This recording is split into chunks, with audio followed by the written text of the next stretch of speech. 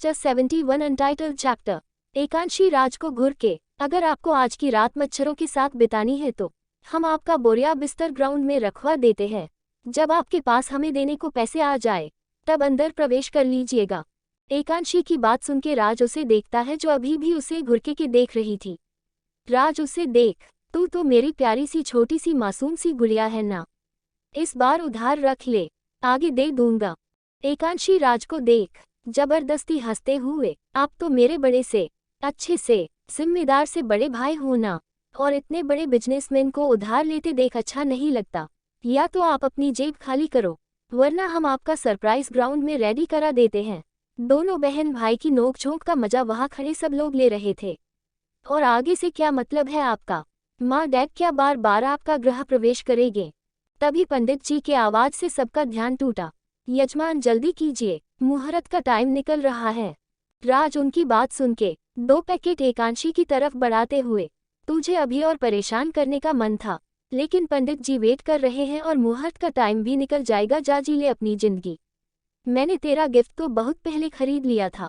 एकांशी मुस्कुराते हुए, हम जानते थे आप हमें परेशान कर रहे थे, लेकिन हम बिल्कुल परेशान नहीं थे, हम तो बस आपको चिढ़ाने लिए सब कर रहे थे।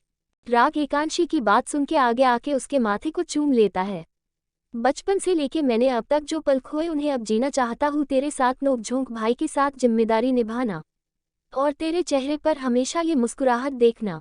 राज की बात सुन के सबके चेहरे पर मुस्कुराहट आ जाती है। वही राज एकांशी को गले लगा के, भाई वाले गिफ्ट में हम दोनों आधा आधा करेंगे, आखिर भाई हमसे बड़े हैं। राघव दोनों मुस्कुराते देख उनके पास आके, बिल्कुल करना कोई मनाही नहीं है, जितना चाहे खर्च करना, सब तुम दोनों का ही तो है। राघव की बात सुन के सबके चेहरे पर बड़ी सी मुस्कान आ जाती है। तीनों भाई बहन एक दूसरे के गले लग जाते हैं। वही एकता जी चुपके से अपने तीनों बच्चों की नज़र उतार देती है। राघव अब साथ में अपने माँ पापा को भी ले लेता है, और वही एकता जी पिंकी संजना और राग को गले से लगा के, आप तीनों हमारे परिवार का हिस्सा है और आपका बिना ही मेरा ये परिवार अधूरा है। उन्हें ऐसे देख अनुजी, अनुराग और बाकी सबके चेहरे पर मुस्कुराहट आ गई। थोड़ी देर बाद सब लोग पूजा में बैठे थे। एकता जी और यश जी दोनों साथ में पूजा कर रहे थे, वही बाकी सब उनके आसपास बैठे थे। राग एकांशी के बगल में बैठा था। राग ने एकांशी को देखा जो उसे इग्नोर कर रही थी, जिससे साफ पता चल रहा था वो नाराज है उससे। राग उसे ऐसे देख मुस्कुरा दिया। ऊपर से अपनी अंशी को इस ड्रेस में देख उसकी आंखें सिर्फ उसे जी निहार रही थी, और ये बात सिर्फ एकांशी जानती थी। राग की आंखें सिर्फ उसके ऊपर है, लेकिन वो नाराजगी में राग को अच्छा खासा अनदेखा करके अपनी नाराजगी दिखा रही थी। राग ने हल्के से उसका हाथ अपने हाथों में थाम लिया। अचानक ऐसे हाथ पकड़ने से एकांशी अपना हाथ छुड़ाने लगी, लेकिन राग ने अपनी पकड़ और मजबूत कर ली थी। एकांशी अब राग को देख धीरे से, क्या कर रहे हो आप? हाथ छोड़िए, है हमारा कोई देखेगा तो क्या सोचेगा? सोचने दो, मुझे कोई फर्क नहीं पड़ता, आखिर मेरी बीवी हो तुम, और फिर मेरे ख्याल से मैंने हाथ मेरी ही बीवी के पकड़ा हुआ है, तो यहाँ किसी को कोई प्रॉब्लम नहीं होगी। मैंने तुम्हारा हाथ क्यों पकड़ा? इस वजह से। राग की बात सुन के एकांशी राग को घूर कर देखने लगती है। वही राग उसे देख मुस्कुरा देता है, तो एकांशी का मुंह बन जाता है।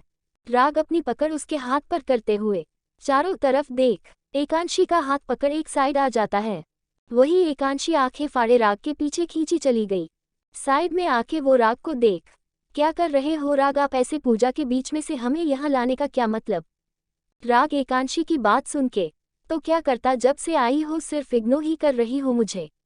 ये नहीं कितनों दिनों से पति से दूर मायके में हो, जब पति से मिल रही ही तो थोड़ी झप्पी पप्पी दे दो, बेचारे पति का भी दिल लग जाएगा। एक इतनी तैयार हो के बेचारे पति पर कहर ढा रही हो, ऊपर से एक नज़र भर देखने भी नहीं दे रही, ये तो गलत बात है ना। बेचारा पति क्या करे, इतनी देर से बेचैन से अपनी बीवी को बाहों में लेने को तड़प रहा है, और मेरी बीवी है कि मुझे सुनाओ जा रही है। एकांशी राग को देखती है जिसने मासूम सी शक्ल बनाई हुई थी, जैसे बेचारे पर कितना अत्याचार हुआ है।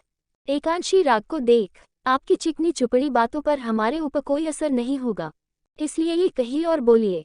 एकांशी वहां से जाने लगी। राग ने पीछे से उसे बाहों में भर के, तेरी मुस्कान है जीने की वजह मेरी, वही तेरी नाराजगी जान ले लेती है मेरी। राग की बात सुन के एकांशी उसकी तरफ मुड़ के देखती है, तो राग अपने कान पकड़कर, माफ कर दो, कल फ़ोन चार्ज करना भूल गया इसलिए ऑफ हो गया था और मैं कहाँ गया था। रही इसकी बात तो आज रात तुम्हारे लिए सरप्राइज़ है। आज यहाँ सब खत्म होने के बाद तुम आज रात मेरे साथ रुकोगी। एकांशी राग की बात सुन के कुछ कहती उससे पहले रुक उसे बीच में टोकते हुए कोई बहाना नहीं। माँ डैड और घर पर भी माँ और पापा से बात कर ली है मैंने। तुम्हारे सारे सवालों के जवाब भी मिल जाएंगे। सच कह रहे हो आप? हम फिर उसे अपनी तरफ घुमाते हुए उसके माथे को चूम लेता है। बहुत प्यारी लग रही हो, कहीं मेरी ही नज़र न लग जाए। राग की बात सुन के एकांशी शर्मा जाती है। राग उसे देख जल्दी से उसके होठों को खुद की कैद में ले लेता है। थोड़ी देर बाद उसे छोड़ता है जिससे एकांशी लंबी लंबी सांसें लेने लगती है। राग उसे देख उसकी पीठ को रब करते हुए कितना टाइम हो गया हमारी शादी को, किस करते टाइम सांस कैसे ली जाती है। एकांशी शर्मा कर उसके सीने लग जाती है। राग उसे बाहों में भर के हम तुम ऐसे शर्माते हुए और ज्यादा प्यारी लगती हो, दिल करता है तुम्हें खा जाऊं। एकांशी उसकी बातें सुन के बस कीजिए, बहुत हो गई बातें, अब चलिए पूजा खत्म होने वाली होगी, हमें चलना चाहिए। हम चलो। इधर अभी पूजा चल ही रही थी। एकांशी और राग अपनी जगह आके बैठ जाते हैं। पूजा होने का बाद समय था कुछ मौज मस्ती का। सबने पहले आरती ली, उसके बाद प्रसाद लिया। वहीं राज और राग दोनों ने अब स्टेज संभल लिया। सो लेडीज एंड जेंटलमैन, अब तक आपने सालों बाद हमारी माँ का वेलकम देखा। इस घर की खुशियाँ बनी रहे हैं उसके लिए हमारे साथ पूजा में भी शामिल हुए। लेकिन अभी बहुत कुछ और बाकी है। माँ के साथ साथ यहाँ खड़े एक शख्स का भी खास दिन है, जिसकी खुशियाँ, जिसकी जिंदगी माँ के जाने के बाद पूरी तरह पलट गई। लेकिन आज वक्त है उसे उसकी सारी पुरानी यादों से बाहर निकालकर उसकी जिंदगी में खुशियाँ भरने का, जहाँ सिर्फ खुशियाँ हो, गम का बादल भी उसे नहीं छुए। तो बहुत हो गई बातें, अब आपको उस शख्स से मिलवा देते। माँ पापा की जान है वो, इस घर की शान हो वो, उसके चेहरे की मुस्कुराहट से खनक उठता है हर एक कोना। हम भाइयों की छोटी सी गुड़िया है वो, मेरे यार का प्यार है वो, दो घरों की आन है वो, अपने सास ससुर की लाडली है वो, उनके घर रौनक है वो, अपनी भाभीयों की प्यारी वो, माँ पापा की जान है वो। राज ने बहुत प्यारे और छोटे से शब्दों में अपनी लाडली छोटी सी गुड़िया को सबसे मिलवा दिया था। वही एकांशी चौंककर अभी भी राज को देख रही थी, वही अब राज सबको देख। तो मिलिए मेरे यार की वाइफ एकांशी राग यदुवंशी गुप्ता, और हमारे घर की और हमारी जान, हमारी बहन। आज के दिन वो हम सबकी जिंदगी में आई थी। एकांशी राज की बात सुन के चौंक गई। उसे तो याद ही नहीं था आज उसका जन्मदिन है। उसे अब वो पल याद आया जब एकता जी के जाने के बाद उसने जब अपने बर्थडे की बात को थी तो कंचन जी ने कैसा सलूक किया था उसके साथ। ... उसकी आंखें नम हो गई। एकता जी उसे रोते देख उसके पास आई और उसकी नम आंखें पूछकर, आज का दिन रोने का नहीं है बच्चा, आज का दिन तो खुशियां मनाने का है। तुम्हें पता है तुम जब हमारी जिंदगी में आई थी तब बहुत बड़ी खुशी लेके आई थी, फिर किसी और की बातों से क्यों परेशान होती हो। बस अब इतना याद रखो, तुम्हारे माँ बाप ने तुम जब से हमारी कोख में आई थी उस दिन से हमने सिर्फ तुम्हारे आने का इंतजार किया, और जिस दिन तुम हमारी गोद में आई उस दिन हमारी आंखों में आंसू थे खुशी के। तुम्हारे डैड तो तुम्हें गोद से नहीं उतारते थे, और ये राघव स्कूल जाने के नाम से रोता था क्योंकि उसे तुम्हारे साथ रहना होता था। ये पुरानी बातें छोड़कर अपने आने वाले को कल को खुशियों से भरा हो। Just 72 untitled chapter. Ekta ji उसकी नाम आंखें पूछ के ये सब बातें छोड़ के अपने आने वाले कल को जियो, जो बाहें पसारे सिर्फ तुम्हारा इंतजार कर रहा है। एक बात याद रखना बच्चा, तुम्हारा दर्द तकलीफ जो भी तुमने बचपन से सही है, हम सब मानते हैं भूलना आसान नहीं है, और तुम्हें उन यादों में निकलने के लिए जिससे जितना बन पड़ रहा है वो उतना कर रहा है जिससे तुम्हारी तकलीफ कम हो सके। लेकिन अगर सबको अपनी कोशिश बेकार जाती देखेगी तो वो लोग परेशान हो जाएंगे। सब तुम्हें खुश देखना चाहते हैं, और अगर तुम खुश रहोगी तो बाकी सब खुद ब खुद ही खुश हो जाएंगे। तुम समझ रही हो ना मेरी बात बच्चा? तुम्हारे राग के माँ पापा जैसे सास ससुर हर किसी को नहीं मिलते। वो सिर्फ तुम्हें खुश देखना चाहते, और चाहते हैं तुम्हारे चेहरे की मुस्कान देख जब उनका बेटा हारा थका आए, तुम्हारे होठों पर हंसी देख उसकी थकान गायब हो जाए। मैं जानती हूँ सब भूलना आसान नहीं है, लेकिन नामुमकिन भी तो यही। आज सब है तुम्हारे साथ, लेकिन एक टाइम अगर तुम्हारी तरफ से उन्हें कोशिश नहीं देखेगी तो भी एक बोझ बन जाएगा उनके लिए। एक समय तक सब बर्दाश्त करेंगे, लेकिन तुम एक बात खुद सोचो, आज तुम अकेली हो। ... राग भी तुम्हारी सारी परेशानी समझता है, लेकिन क्या तुम तो चाहती हो कल को तुम्हारे बच्चे भी। बेटा समय के साथ सबको बदलना होता है, अपनी तकलीफ, अपना अतीत तुम जितनी जल्दी भुला दोगी उतना ही तुम्हारे लिए अच्छा होगा। अपने लिए, आपके परिवार के लिए, अपने पति के लिए और अपने बूढ़े माँ बाप के लिए कोशिश करके देखो बच्चा, क्योंकि जब तक तुम अतीत के उन पलों को याद करोगी तब तक तुम अपनी जिंदगी में आगे नहीं बढ़ पाओगी, जिससे ना राग खुद रह पाएगा और कोई और। आज शुरुआत करो। तुम्हारे भाई और तुम्हारे पति ने तुम्हारे लिए कई सरप्राइज प्लान किए हैं, उन्हें एंजॉय करो और दिल खोल के आपके दामन में ये सारी खुशियां समेट लो।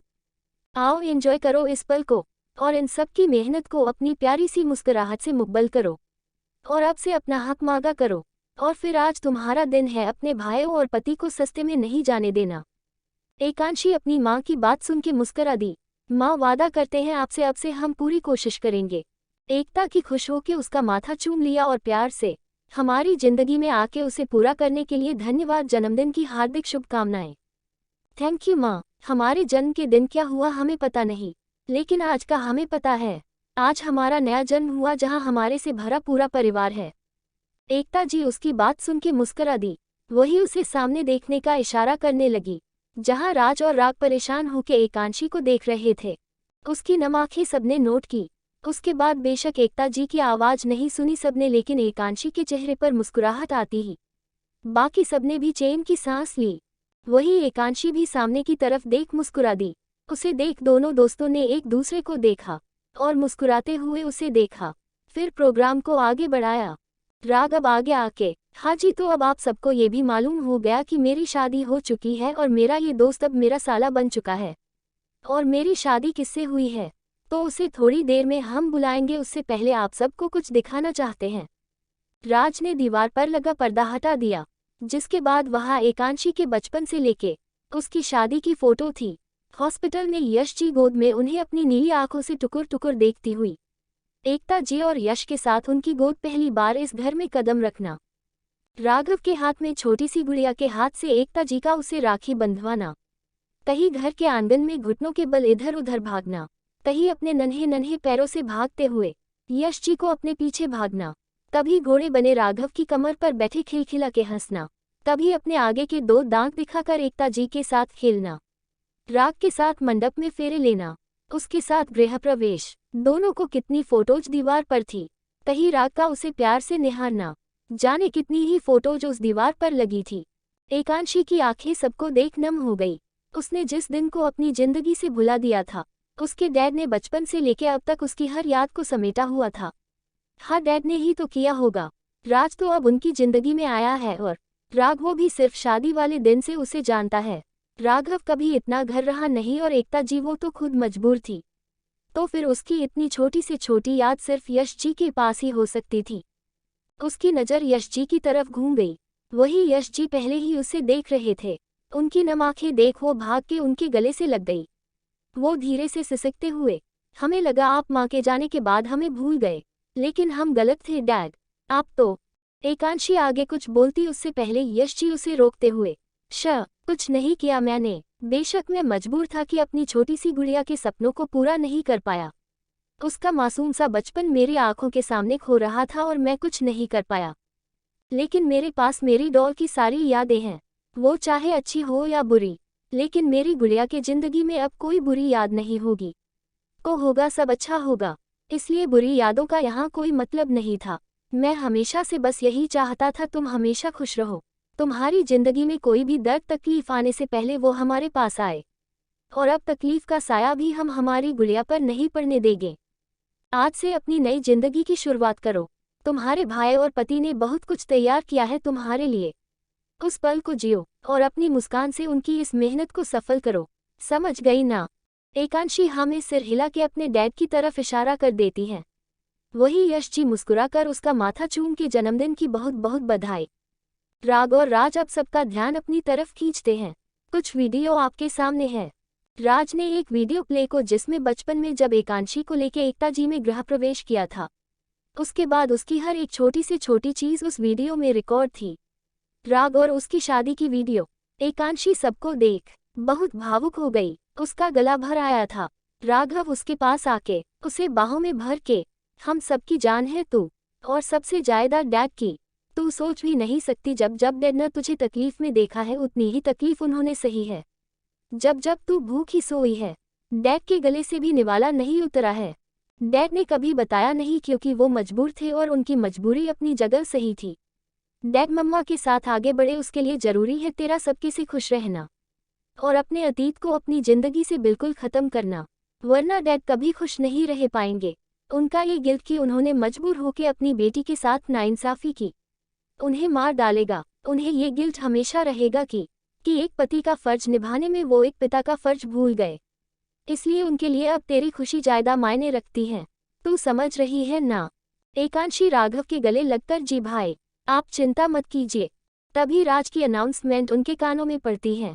भाई, पहले मेरा यार मेरी बहन के लिए कुछ गाना चाहता है और भाई अब उसने कहा है तो मैं मना कैसे कर सकता हूँ। आजा। राग अपने हाथ में माइक लेके, सुधर जा, मेरा साला भी बन गया है अब। राज उसे देखा तो साला बन गया हूँ तो क्या हुआ, दोस्त हमेशा रहूंगा और अगर तूने मेरी गुड़िया को परेशान किया तो साला बनने में 2 सेकंड नहीं लेंगे मुझे। राग उसे देख, यहाँ खड़ा हर शख्स जानता है 2 कश्ती में सवार रहने वाले हमेशा डूबते हैं, इसलिए तू वो कोशिश मत कर, एक ही कश्ती रख। राज उसे देख, तू चिंता मत कर, मैं बहुत अच्छा स्विमर हूँ, तैर के बाहर आ जाऊंगा। राग उसे देखते हैं, फिलहाल तो मुझे मेरी जिंदगी का बर्थडे एंजॉय करने दे। हेलो लेडीज एंड जेंटलमैन, जैसा कि आप सबको पता है मेरी शादी हो गई है। किसी कारणवश हमारा रिसेप्शन नहीं हो पाया और आप लोग मेरी वाइफ से भी नहीं मिल पाए, लेकिन आप चिंता मत कीजिए, बर्थडे में रिसेप्शन नहीं काटेंगे हम। दादू की जेब थोड़ी तो ढीली करवानी है मुझे। खैर वो बातें बात की है, अभी मैं मेरी जिंदगी मेरी वाइफ, उससे मिलने से पहले प्यार का मतलब नहीं पता था मुझे। जिंदगी बस पेशेंट और हॉस्पिटल में ही अटक कर रही गई थी, लेकिन जब से वो मेरी जिंदगी में आई है मेरी जिंदगी खुद ही बदल गई और ये बदलाव मुझे बहुत प्यारे लगते हैं क्योंकि इस बदलाव की वजह मेरा हमसफ़र है। और सच में ऐसा हमसफ़र किस्मत वालों को मिलता है जो खुद से पहले सबके बारे में सोचे, जो खुद की तकलीफ को इग्नोर करके दूसरे की तकलीफ को जिए। हर इंसान में इतना जज्बा नहीं होता। आज का जमाना तो ऐसा, लोग पहले खुद के बारे में सोचते हैं चाहे सामने वाला मर ही क्यों ना जाए। लेकिन इन सबसे परे है मेरी एकांशी, छल कपट जैसी चीजें उसे पता ही नहीं। मैं और मेरा पूरा परिवार बहुत खुशकिस्मत है कि वो हमारे परिवार का हिस्सा है। Untitled chapter. राग ने एक नज़र एकांशी को देखा जो अपनी नम आंखों से उसे ही देख रही थी। राग उसे देख फिर से बाकी सबकी तरफ अपनी नज़र कर लेता है। आज उसी के स्पेशल दिन पर उसके लिए कुछ गाना चाहता हूँ। राग अपनी नज़र एकांशी की तरफ कर लेता है जहाँ वो पहले जी उसे देख रही थी। उसे ऐसे देख राग के चेहरे पर मुस्कुराहट आ जाती है। वही राज उसे एक गिटार लाके देता है। राग उसे लेके वही चेयर पर बैठ के अपनी आंख बंद करके उसे बजाने लगता है। बातें ये कभी न तू भूलना, कोई तेरे खातिर है जी रहा, जाए तू जहाँ भी ये सोचना कोई तेरे खातिर है जी रहा, तू जहाँ जाए महफूज हो, दिल मेरा मांगे बस ये दुआ। बातें ये कभी न तू भूलना, कोई तेरे खातिर है जी रहा, जाए तू कहीं भी ये सोचना कोई तेरे खातिर है जी रहा। राग में गाना खत्म किया, वहां चारों तरफ तालियों की गड़गड़ाहट गूंज गई। एकांशी नम आंखों से एकटक राग को देख रही थी। राग ने उसे देखा तो चेयर से खड़ा होकर आगे की तरफ आ गया और एकांशी की तरफ अपनी बाहें फैला दी। एकांशी को पता नहीं क्या सूझा, बिना किसी के परवाह किए वो डाउट राग के गले लग गई। वही राग ने उसे बाहों में भर लिया। वहां खड़े सारे परिवार के चेहरे पर मुस्कुराहट आ गई। जिन परिस्थिति में दोनों की शादी हुई थी किसी ने नहीं सोचा था उनका रिश्ता इतना प्यारा होगा। जहां राग की अपने हॉस्पिटल से फुर्सत नहीं मिलती थी, जो कई रातें हॉस्पिटल में बीता देता, अब वो टाइम निकाल के एकांशी के लिए आने लगा था। उसकी ज्यादातर रातें अब घर में बीतती थी। वही एकांशी जो बचपन से हमेशा प्यार के लिए तरसी, राग के प्यार और केयर के साथ उसे जीने का जज्बा भी मिला। राग ने कभी उसके अतीत की वजह से उसे कुछ नहीं कहा, हमेशा उसे सपोर्ट किया। दोस्ती से शुरू हुआ दोनों का रिश्ता कब प्यार उसके बाद रूह तक को छू गया उन्हें पता ही नहीं चला। राग ने धीरे से एकांशी को खुद से अलग किया और प्यार से उसका माथा चूम लिया। अभी तो बहुत कुछ बाकी है मेरी जान, तो अपने दिल और आंखों के आंसुओं को संभाल के रखो। ... कोई मुझे तुम्हारी आंखों में आंसू से सख्त नफरत है।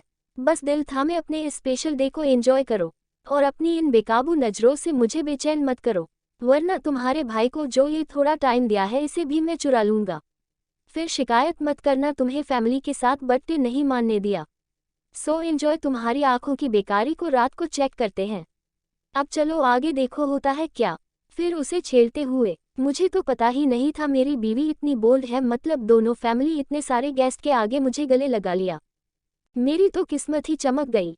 राग की बात सुन के एकांशी शर्मा गई। वो उससे दूर हटी और अपनी नजरें नीची करके धीरे से, ये सब आपकी वजह से हुआ, आपको क्या पड़ी हमारी तरफ अपनी बाहें फैलाने की।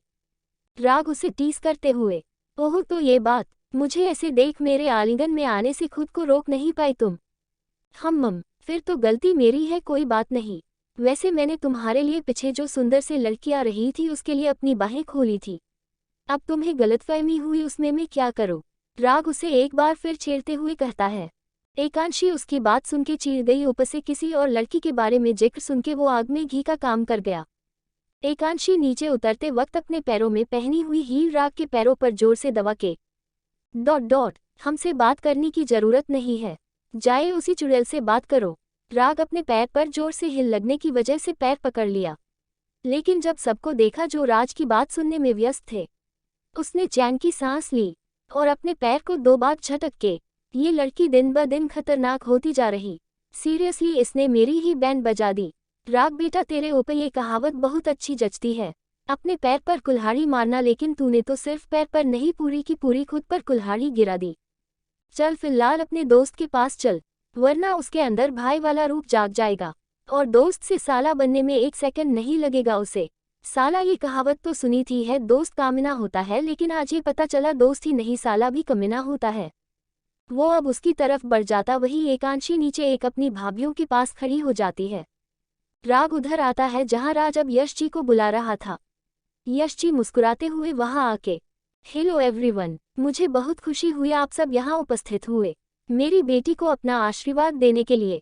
सच कहूँ तो मैंने भी कभी नहीं सोचा था मेरी जिंदगी में ये पल पाएगा जब मैं मेरी बेटी के लिए अपना प्यार यूं खुलेआम बोल पाऊंगा, पर मेरी जिंदगी में ये पल आया सिर्फ और सिर्फ मेरे बेटों और मेरे दामाद की वजह से। यहाँ बहुत से लोग ऐसे भी मौजूद होंगे जो मेरी बेटी के पैदा होने के टाइम उसे अपना आशीर्वाद देने आए थे।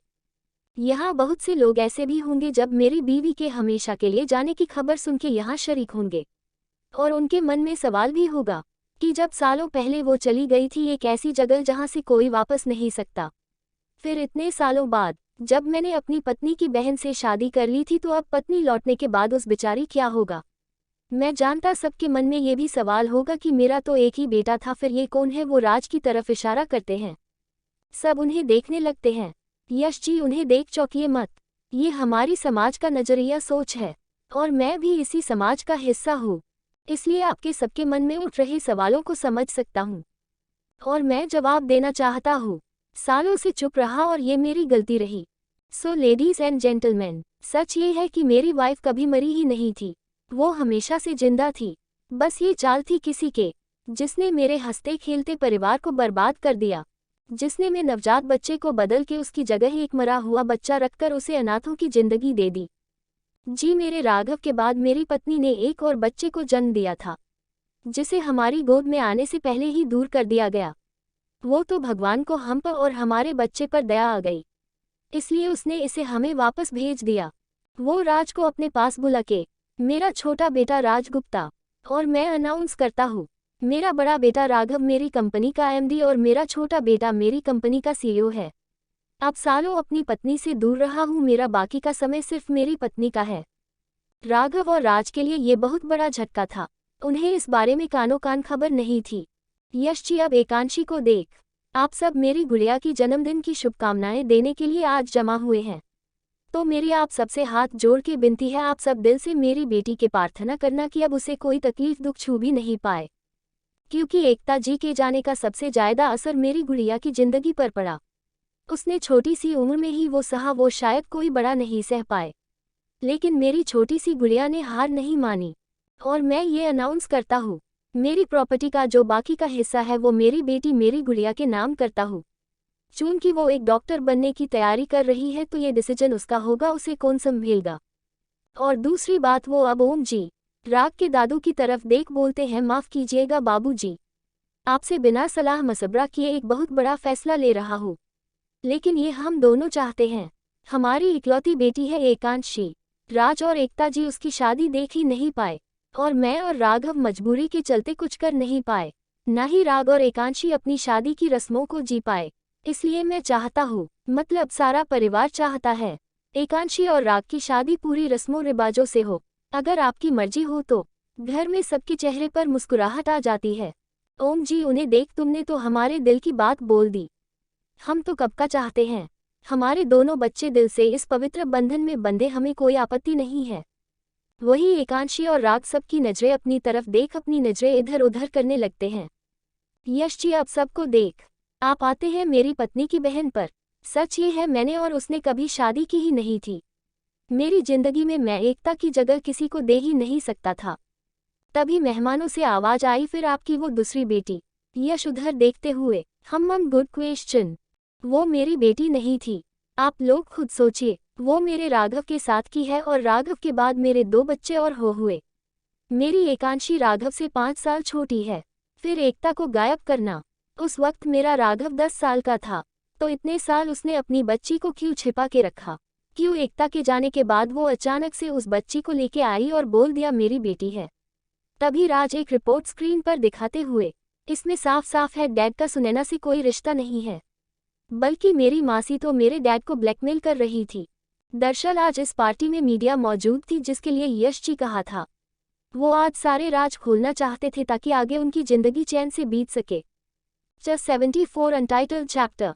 मीडिया वाले आज यहाँ मौजूद थे। और सारे राज से पर्दा खोलने वाले थे। वैसे तो राज और राग दोनों ही नहीं चाहते थे मीडिया को बुलाए, लेकिन यश जी की मर्जी थी।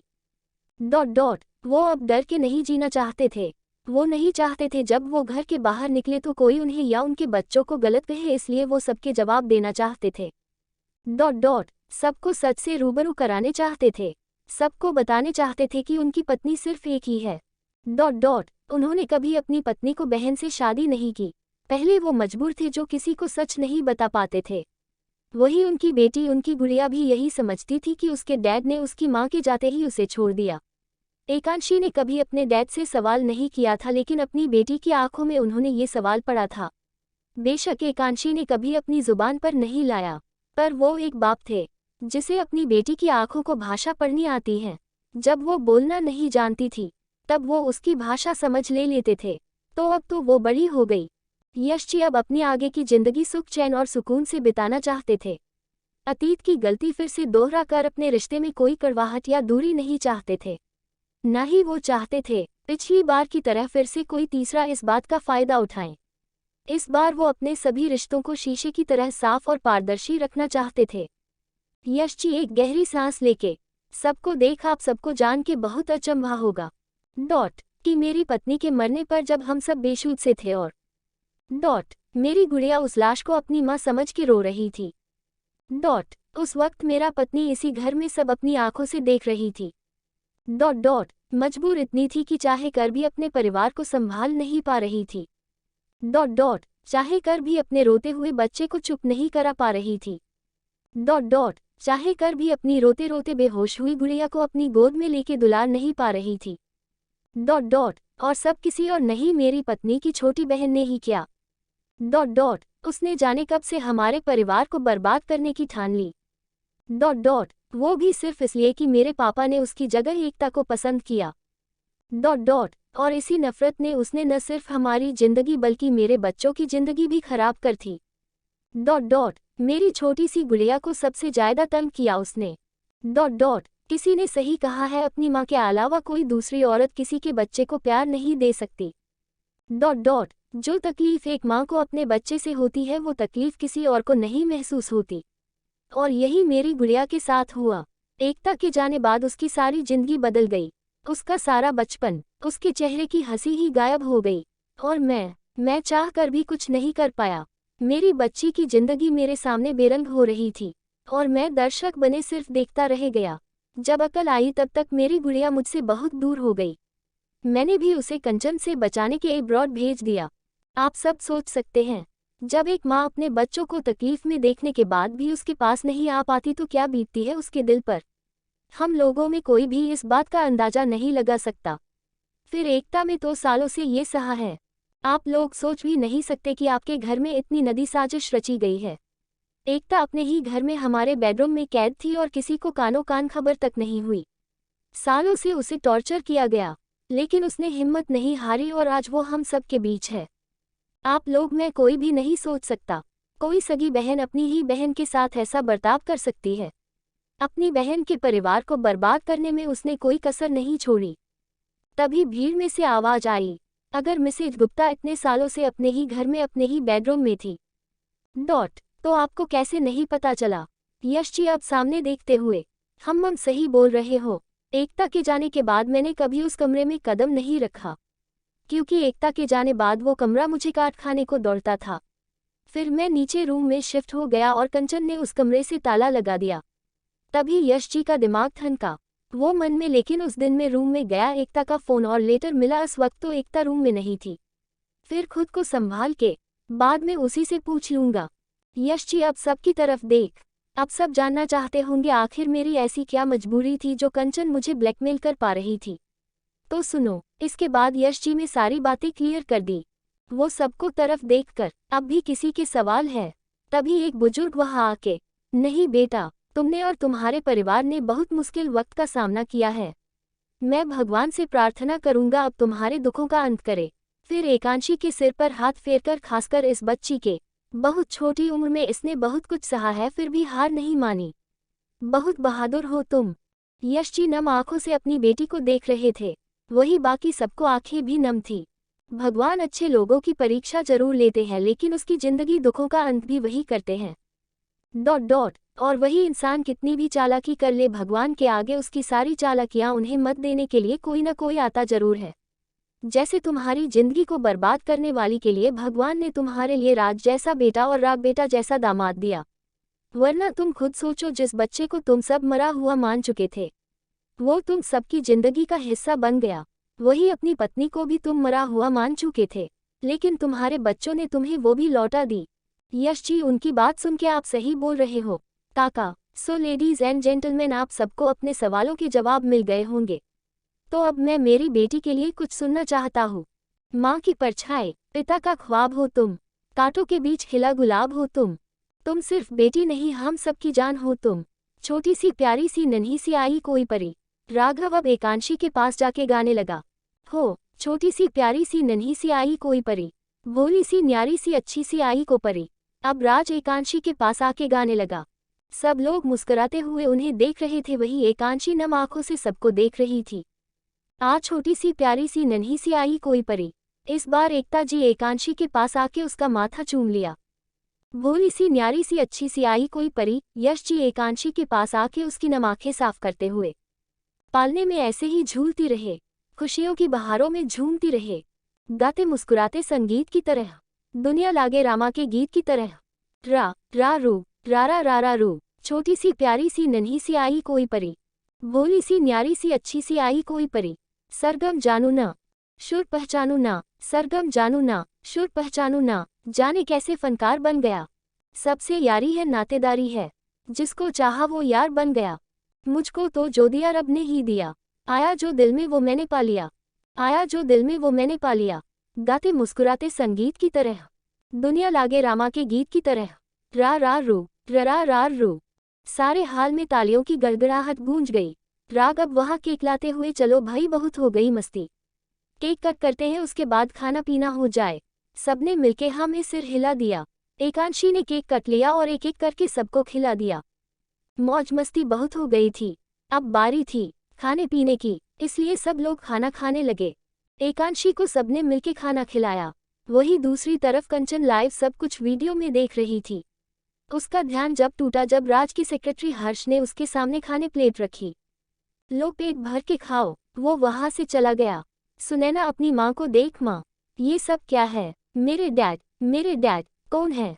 कंचन जानती अब सब कुछ खत्म हो गया। यहाँ से बाहर गई तो पब्लिक उसे मार देगी और यहाँ रही तो राग और राज उसे मार देंगे। सुनैना अपनी माँ को देख, माँ बताओगे कुछ? कौन है मेरे पापा?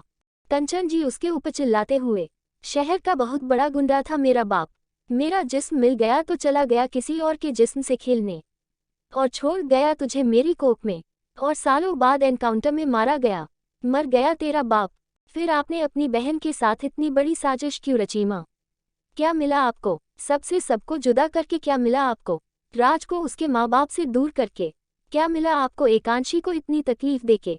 कंचन जी उसे घूरते हुए, चुपचाप खा ले और जायदा क्या क्यों करने की जरूरत नहीं है, भूल मत कुछ दिन पहले तू भी राग को पाने के लिए कुछ भी करने को तैयार थी। Just 75 untitled chapter. सुनैना अपनी माँ को देखते हुए, मेरी बात में और आपकी बात में फर्क है, इसलिए मेरी तुलना खुद से मत करिए आप। आपने अपनी बहन की जिंदगी तबाह कर दी, लेकिन डैड से आपकी शादी की बात कभी नहीं चली थी। डैड आपकी जिंदगी से बहुत दूर थे और आपकी जिंदगी में कोई और था। जब आपको उस आदमी ने छोड़ दिया, आप बर्दाश्त नहीं कर पाए। और जब आपने अपनी बहन को हंसी खुशी अपने परिवार के साथ रहता देखा तो आपसे बर्दाश्त नहीं हुआ। अपनी ही बहन से जल गई, इसलिए आपने उनकी हंसती खेलती दुनिया को जला दिया। माँ, आपने अपने स्वार्थ के लिए उनके एक बच्चे को उनसे बहुत दूर कर दिया और दूसरे एकांशी को जाने कितनी ही तकलीफ दी। और अपने इस गुनाह में मुझे भी शामिल किया। मुझे पता होता वो घर, वो परिवार, डैड, राघव भाई सब उसका है, मेरा उस पर कोई हक नहीं तो मैं कभी उसके साथ ऐसा नहीं करती। और रही बात मेरी राग को पाने के लिए चाहत, तो सुनिए, राग को मैंने पसंद किया था, उसकी शादी भी मुझसे हो रही थी। ना मैं मेरे करियर को लिए यहाँ से बाहर जाती, ना ही रह से एकांशी को शादी होती। न इसलिए उसे पाने चाहती थी, लेकिन अब नहीं, मुझे समझ आ गया कि प्यार जबरदस्ती नहीं पाया जा सकता। फिर राग और एकांशी एक दूसरे से बहुत प्यार करते हैं। उनकी जिंदगी में मैं कोई दखलंदाजी नहीं करूंगी, मैं आपकी तरह नहीं बनूंगी। आपने अपनी सगी बहन का सालों तक कैद में रखा, उनके बच्चों को इतनी तकलीफ दी। लेकिन आपको क्या मिला? कुछ नहीं। आपको 2 पल सुकून भी नहीं मिला। और एक बात मैं आपको देखकर समझ गई कि प्यार कभी जबरदस्ती नहीं पाया जा सकता। प्यार तो एक पूजा है, जिससे हो जाए सिर्फ उसे ही चाहता है और उसकी जगह हम किसी को नहीं दे सकते। वरना अपनी बहन को डैड से अलग करने के बाद आप डैड का प्यार पा लेती। इतने साल उनकी पत्नी बनकर रही आप, लेकिन आपको मिला कुछ नहीं। ना डैड को नजरों में सम्मान, नहीं उनका प्यार। और आज देखो, अगर आप मर भी जाओगी तो उन्हें रत्ती भर फर्क नहीं पड़ेगा। अब आप देख लो खुद को, आपने अपनी जिंदगी में इतनी चालें, इतना लोगों को बर्बाद करके क्या पाया। आज आप खुद किसी की कैद में हो, जिस परिवार को तुमने बर्बाद किया। वो आज एक साथ हंसी खुशी अपनी खुशियां मना रहा है और किसी को कोई फर्क नहीं कि आप कहाँ हो, कैसी हो। ये कहावत सही है कि भगवान के घर देर है अंधेर नहीं। आप चाहे कितनी भी चालें चल ले, कितने भी धोखे करके ऊपर चले जाए, लेकिन उसके घर से जब हिसाब होता है तो वो एक पल इंसान को नीचे गिरा देता है। और आप समझ ही नहीं पाते आपके साथ हुआ क्या। आपके साथ भी वही हुआ। आपने राज को उसके परिवार से बहुत दूर कर दिया और जहां तक उसके जिंदा होने के हर सबूत को मिटा दिया। डैड और मासी ने कभी उन्हें ढूंढने की जरूरत नहीं पड़ी, लेकिन जब उसकी लाड़ी घूमी तो वो खुद ही सबके सामने आ गया। और आज उसकी वजह से आप यहाँ इस हाल में हो। उसने अपने परिवार के साथ हुई हर जाति का बदला ले लिया। आप भूल गई माँ, जिस वक्त आपने उसे उसके परिवार से, बेशक उसे नहीं पता था, लेकिन वो बड़ा होकर अपने परिवार को ढूंढेगा, ये आप सोच ही नहीं पाए। और देखिए, आज आपकी बहन का परिवार पूरा हो गया। और आप खुद को देखिए माँ, आपके दोनों हाथ खाली है और आपकी बहन के हाथ दोनों भरे हैं। आप अपनी सगी बहन के साथ कैसे ऐसे कर सकती है? सुनैना की बात सुन के कंचन को गुस्सा आता है और वो वही पास रखे चाकू से उसके ऊपर वार कर देती है। चूंकि अभी खाना खाने के लिए हर्ष उनके हाथ खोल दिया था, इसी का फायदा उठाकर कंचन ने उसके ऊपर हमला कर दिया, अपनी खुद को बेटी को चोट पहुंचाने से पहले एक बार भी उसके कान पे। आज उसने एक बार फिर से एक और रिश्ते को कलंकित कर दिया था। सुनैना की चीख की आवाज सुन के बाहर खड़ा हर्ष भागता हुआ आया। सुनैना को खून में सने देख उसने कंचन जी को देखा, जो अभी फिर से एक बात और चाकू से वार करने के लिए उसे देख रही थी, लेकिन तब तक हर्ष उसके हाथ से चाकू लेके फेंक दिया और उसके गाल पर थप्पड़ झड़के उसे फिर से बांध दिया। उसके बाद गार्ड की इन्फॉर्म करके सुनैना को लेके हॉस्पिटल के लिए निकल गया। लेकिन सुनैना को तकलीफ में देख उसकी आंखें नम हो गई, जिसे उसने अपनी पलकों के नीचे छिपा लिया। लेकिन बेहोश होती सुनैना की आंखों से नहीं छिपा पाया। उसने जल्दी से हॉस्पिटल के आगे गाड़ी रोकी और सुनैना को लेके हॉस्पिटल के अंदर आ गया। आज एकांशी का बर्थडे था, इसलिए उसने उन्हें डिस्टर्ब करना सही नहीं समझा। लेकिन हॉस्पिटल में एडमिट नहीं कर रहे थे। परेशान होकर हर्ष को राग के पास फोन करना पड़ा। राग जो एकांशी के हाथ पकड़े सबके साथ खाना खा रहा था।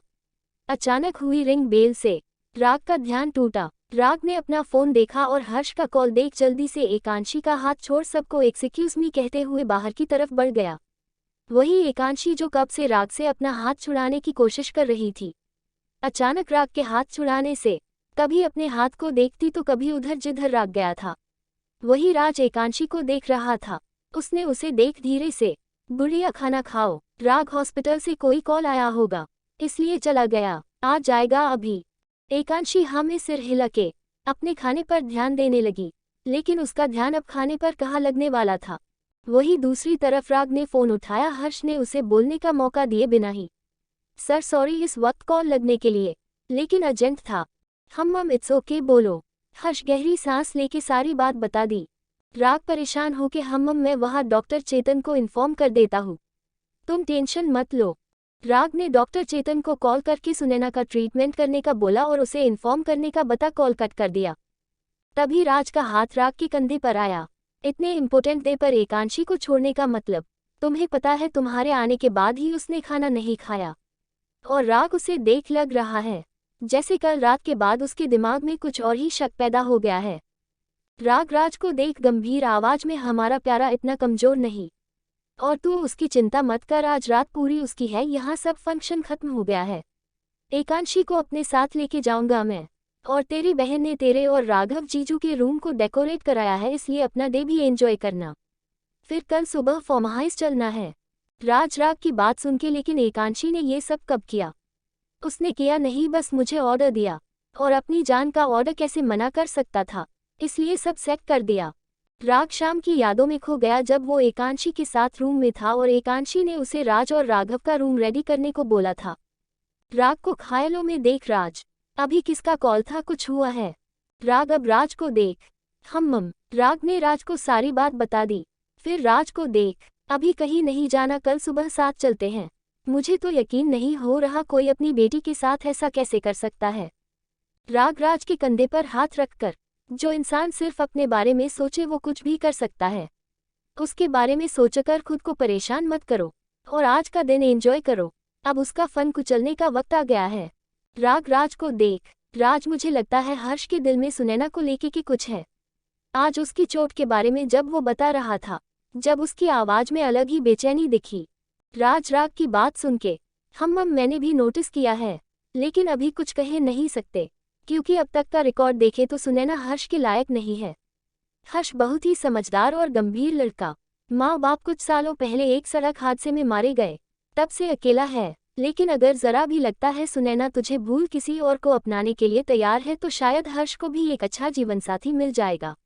लेकिन अगर सुनैना कोई चाल रचेगी तो उसे हर्ष की जिंदगी से कोई खिलवाड़ नहीं करने दूंगा। ये सब बात की बातें हैं, तू चल अंदर, मेरी बहन इंतजार कर रही है। राज को घूर के, जायदा बहन मत गा, तेरी बहन है तो मेरी पत्नी है, और उसके चेहरे की मुस्कुराहट ही मेरे जीने की वजह है, और उसके चेहरे पर जरा सी सिकन मुझे बेचैन कर देती है, इसलिए तू चिंता मत कर, आज उसकी सारी शिकायत दूर कर दूंगा। चल अब अंदर, जब देखो बहन करता रहता है। राज हंसते हुए, वो पता ही चल रहा है कैसे तू मेरी बहन के पीछे लट्टू हो गया है। राज की देख मुस्कुराते हुए अंदर की तरफ बढ़ जाता है। वही एकांशी टेबल पर बैठी जरूर थी, लेकिन अभी तक एक निवाला भी उसके गले से नहीं उतरा था। राग की नज़र उसके ऊपर गई तो वो राज की तरफ देख मुस्कुरा दिया। मैं ही नहीं, तेरी बहन भी मेरे ऊपर लट्टू है। राज उसे देख मुस्कुरा दिया। जा मेरी बहन भूखे पेट नहीं उठनी चाहिए, वरना तुझे सच का लट्टू बना दूंगा। राज की देख, फिर शुरू हो गया इसका बहन का आलाप। वो राज को देख मुस्कुरा कर एकांशी की तरफ बढ़ जाता है। Untitled chapter. राग एकांशी के बगल में बैठ उसके हाथ को पकड़ के खाने का कोर उसके मुंह में डालते हुए, किस सोच में हो बीवी, ये खाना खाने के लिए है और तुम इस बैठे बैठे निहारने जा रही हो। चलो जल्दी खाओ, वरना तुम्हारे भाई को लगेगा तुम मेरी वजह से कुछ नहीं खा रही हो। एकांशी राग को देख चुपचाप खाना खा लेती है। धीरे धीरे सारे मेहमान जाने लगे थे। अब सिर्फ परिवार के लोग बचे थे। ओम जी, यश के सामने आके हमें भी जाने की इजाजत दीजिए। और कल ही पंडित जी को बुला के कि अच्छा सा मुहूर्त निकलवाते हैं। यश जी उनके हाथ जोड़ के, धन्यवाद शब्द बहुत छोटा है बाबूजी। लेकिन आप सबने जो हमारी गुड़िया के लिए किया, उसका कर्ज मैं जिंदगी भर नहीं चुका पाऊंगा। डॉट डॉट हमने ऐसा कुछ नहीं किया। फिर एकांशी के सिर पर हाथ फेर के डॉट डॉट ये बच्ची बहुत प्यारी है। हमारे घर में आने के बाद इसने कभी किसी को ये एहसास ही नहीं होने दिया कि ये उस घर की बहू है। और हम सब तो खुशकिस्मत हैं, हमें इतनी प्यारी बहू मिली है अपने घर के लिए, और इतनी अच्छी बहू देने के लिए तो हमें आपका धन्यवाद करना चाहिए। फिर एकांशी को देख, बेटा अभी आप अपने मायके में समय बिताए, लेकिन हम ज्यादा दिन अपने घर की रौनक को आपके पास नहीं छोड़ सकते हैं। कल ही पंडित जी से बात करके हम कोई अच्छा सा मुहूर्त निकलवाते हैं। यश जी उनके आगे हाथ जोड़कर, जी ओम जी अब आगे बढ़ के एक एनवलॉप एकांशी को देके, जन्मदिन की बहुत बहुत बधाई, ये हमारी तरफ से एक छोटा सा तोहफा है आपके लिए, उम्मीद है आपको पसंद आएगा। एकांशी उसे खोल के देखती है, जिसमें एमडी की पोस्ट थी। एकांशी अपनी आंखें बड़ी बड़ी करके, दादाजी ये सब हमने अपने हॉस्पिटल की एमडी की पोस्ट आपको दे दी है। जब तक आप अपना कोर्स पूरा नहीं करती तब तक ये पोस्ट कोई और संभालेगा, और आपके डॉक्टर बनते ही ये सब आपकी जिम्मेदारी होगी। लेकिन दादाजी ये सब राग, आप चिंता मत कीजिए बेटा, हमारा राग की चेयरमैनशिप है सारे हॉस्पिटल की, और फिर हम एमडी भी चाहे तो हमारी बहू से अच्छा कौन हो सकता है। राग और बाकी सब एकांशी को देख, बेटा इतना मत सोचो, इन सब पर तुम्हारा हक है। फिर अनुराग जी आके, तुमने और राग में बिजनेस से हटके अपना करियर चुना है, इसलिए ये सब तुम दोनों का है। एकांशी दादाजी और अनुराग की पैर छू के, हम बहुत खुशकिस्मत कि हमें सास ससुर के रूप में आप दोनों जैसे माँ बाप मिले हैं। अनु जी उसका माथा चूम के, हम तो तुम्हारी माँ ज्यादा दिन तुमसे दूर नहीं रह पाएगी, इसलिए जल्दी अपने घर आओ, हम इंतजार करेंगे। वैसे भी तुम क्या मायके आई, हमारा बेटा भी घर के दर्शन कम यहाँ के ज्यादा करता है। अपना नाम आते ही राग झेप के इधर उधर देखने लगता है। वही कृष्ण हंसते हुए, हाँ माँ लेकिन कल से इसका यहाँ आना बंद करवा दो, अब शादी के बाद ही दोनों एक दूसरे से मिले। वो शरारत से सबकी तरफ देखकर बोलता है। सब उसकी हाँ में हाँ मिला देते हैं तो राग चिढ़ते हुए, ऐसे थोड़ी होता है, मैं अंशी से क्यों नहीं मिल सकता। राग के चिढ़ते ही वहाँ हंसी ठहाके गूंज उठते हैं, वही एकांशी शर्मा जाती है। अनु जी आगे बढ़कर राग के कान पकड़, कुछ तो शर्म कर ले बेशर्म। फिर धीरे से, मेरी बेटी के लिए कोई सरप्राइज है या तुझे याद नहीं था। राग अपनी माँ को देख चिढ़ते हुए, मेरी तो कोई वैल्यू ही नहीं है, सरप्राइज प्लान किया है आपकी बेटी के लिए, लेकिन आप कुछ नहीं बताना उसे। हम ठीक है, एंजॉय करो दोनों। वो लोग सबसे इज्जत लेके चले जाते हैं। वही राग भी यश जी और एकता जी को आराम करने की बोलता है, और एकांशी को कल सुबह घर छोड़ देगा बोल उसे साथ लेके बाहर निकल जाता है। वही एकता जी और यश जी चारों को देख, बेटा तुम चारों भी आराम कर लो, कल से बहुत भागा दौड़ हो गई है। राघव उन्हें देख, जी डैड, आप और माँ अपनी दवा याद से ले लेना। आज कितने दिनों बाद सारे जोड़े साथ थे, और सबकी आज की रात खास होने वाली थी। एकांशी आंखें फाड़े राग को देख रही थी। राग उसे आगे बिठा के सीट बेल्ट लगाते हुए, क्या हुआ, ऐसे क्या देख रही हो, आपने क्या बोला सबको जो किसी ने कुछ पूछा नहीं। राग ने अब ड्राइविंग सीट संभाल ली थी। वो एकांशी को देखते हुए, उसका एक हाथ पकड़ के गेयर पर रखते हुए, उनके पास मना करने की वजह तुम बता दो। एकांशी राग को देख, आप ना। राग एकांशी के होठों और हाथ रख के, देख रहा हूँ आजकल तुम बहुत लेकिन यकीन करने लगी हो, और मैं तुम्हारा कोई बॉयफ्रेंड नहीं हूँ जो सब लोग रात को तुम्हें मेरे साथ जाने के लिए ऑब्जेक्शन उठाएंगे। मैं तुम्हारा हस्बैंड हूँ, इसलिए किसी के पास मना करने की वजह नहीं थी। अब भी कोई सवाल है? एकांशी राग को देख, नाराज हो आप? राग एकांशी को देखना में अपना सिर हिला देता है। बस तुम्हारे साथ कुछ समय बिताना चाहता हूँ अकेला, जहाँ कोई ना हो। कितने दिन हो गए, और फिर आज का दिन स्पेशल है, और मैं चाहता था तुम घरवालों के साथ साथ मेरे साथ ये दिन बिताओ, इसलिए रात मैंने ले ली जहाँ सिर्फ मैं और तुम होंगे। राग की बात सुन के एकांशी का चेहरा शर्म से लाल हो जाता है। वही राग उसे देख मुस्कुरा देता है और उसके पकड़े हुए हाथ को अपने होठों के पास ले जाके चूम लेता है। राग के स्पर्श से ही एकांशी सिमट जाती है। थोड़ी देर में वो एक होटल के सामने थे। राग में गाड़ी पार्क की और एकांशी का हाथ पकड़ होटल की तरफ बढ़ गया। राग ने रिसेप्शन में आके अपने नाम की बुकिंग की बोली तो रिसेप्शनिस्ट में मुस्कुराकर चाबी राग को दे दी। राग उसे थैंक यू कहते हुए मुस्कुराते हुए एकांशी का हाथ पकड़े रूम की तरफ बढ़ गया। वही एकांशी बस उसके पीछे चली जा रही थी। राग ने थर्ड फ्लोर में आके रूम का लॉक खोला और झटके से एकांशी को गोद में उठा लिया। एकांशी डरते हुए, राग गिर जाएंगे हम। राग उसे देख, अपने राग की बाहों से भी गिर जाओगी, भरोसा नहीं है तुम्हें। एकांशी ने कुछ नहीं कहा, बस अपने आप को राग की बाहों में ढीला छोड़ दिया। राग भी मुस्कुराते हुए अंदर आ गया। उसने रूम लॉक किया और एकांशी को नीचे उतारते हुए उसके सामने एक पैकेट बढ़ा दिया। एकांशी ने सारे रूम को देखा जो बहुत ही खूबसूरती सजाया हुआ था। राग उसे देख पहले चेंज करके आओ, रूम देखने के लिए सारी रात बाकी है।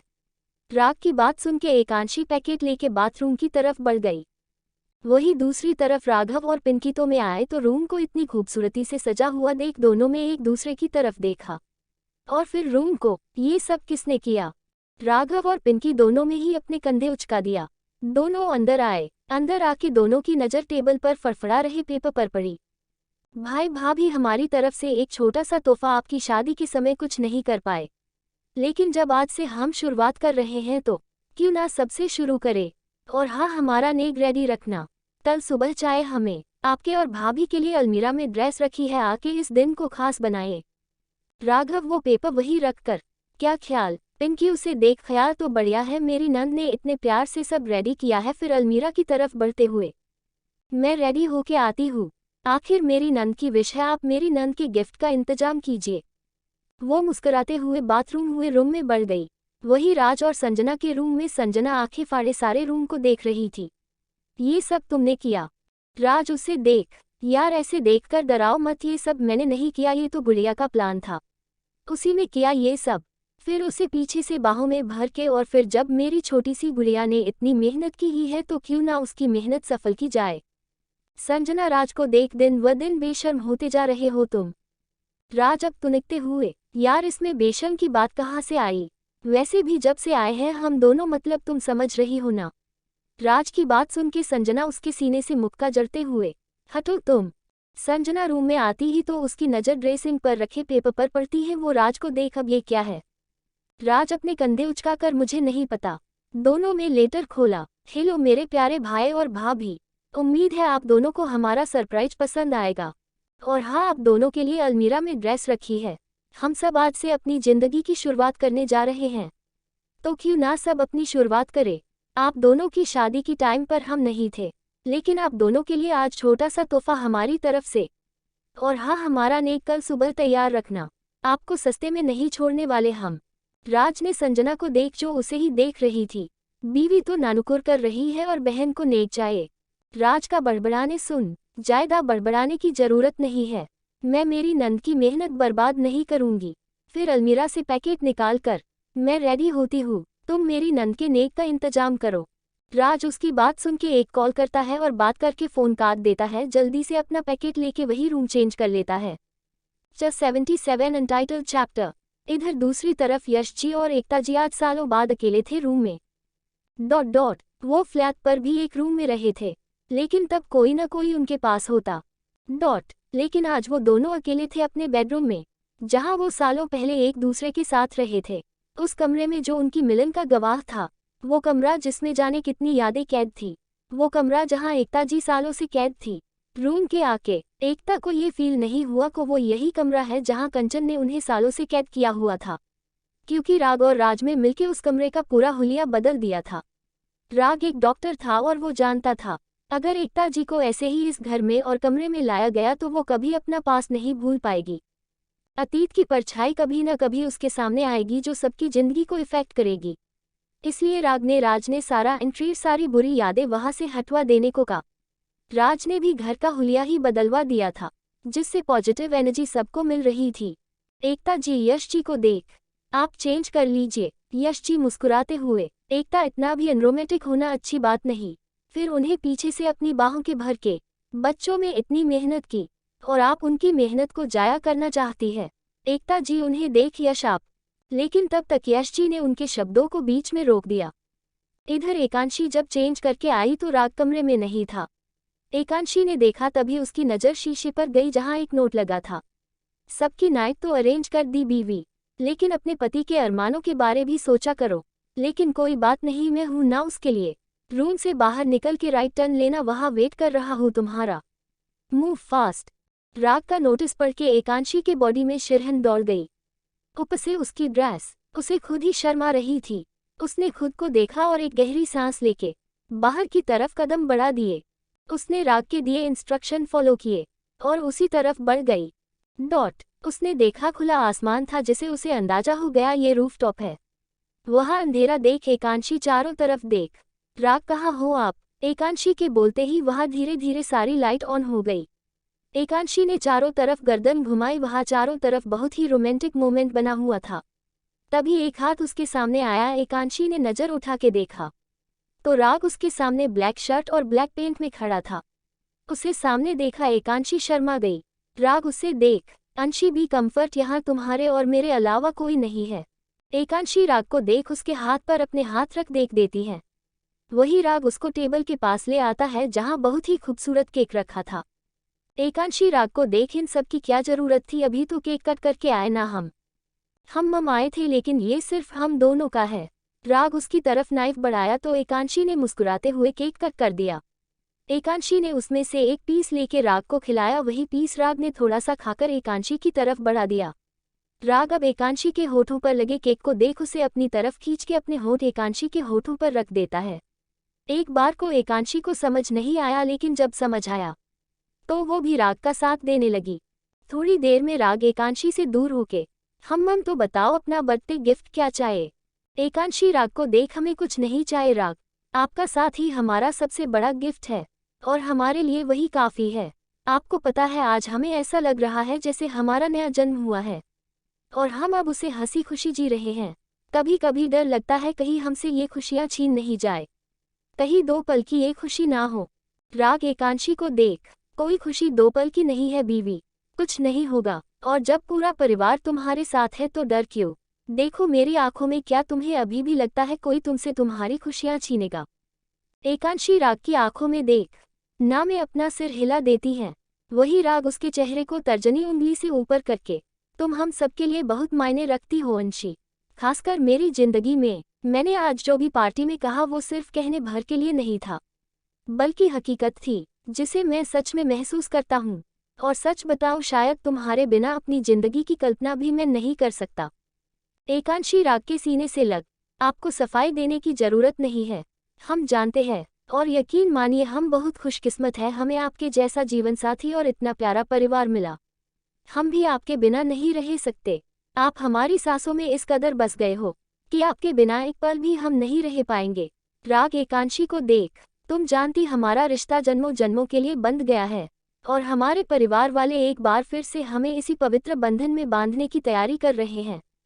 पिछली बार बेशक हम दोनों ही इस शादी में दिल से शामिल नहीं हुए, ना कोई रस्म हुई ना रिवाज, बस सीधे मंडप में बिठा दिए, लेकिन मैं चाहता हूँ इस बार सारी रस्में रीति रिवाज के साथ हो और तुम पूरे दिल से हमारे प्यार की इस खूबसूरत से रिश्ते को नए बंधन में बांधो। मेरे नाम की हल्दी तुम्हारे इस गोरे रंग और रंग दे, तुम्हारे हाथों में मेरे नाम की मेहंदी अपना रंग छोड़े। बोलो अपनी नई जिंदगी की शुरुआत बस खुशियों से करो और शादी से पहले अपने दामन में जितनी यादें समेटनी है समेट को। लेकिन इस बार आपको इतने दिन मायके नहीं छोड़ने वाला, आपके बिना मेरा दिल नहीं लगता, कमरा भी काट खाने को दौड़ता है। एकांशी राग को देख, हम बस कुछ दिन और हम अपने मायके की यादें समेट ले, फिर खुद आपसे दूर नहीं होंगे। हम भी आपकी बाहों में ही रहना चाहते हैं और फिर इस बार हमारे ऊपर आपका रंग चढ़ेगा तो उतरेगा नहीं, और नहीं आपके ऊपर से हम अपने प्यार का रंग उतरने देंगे। राग अब एकांशी की आंखों में देख, हम तो शहजादी, अब आप बताएं आज हमें अपनी रूह में बसाएंगी या शादी के बाद की पहली रात को परमिशन है?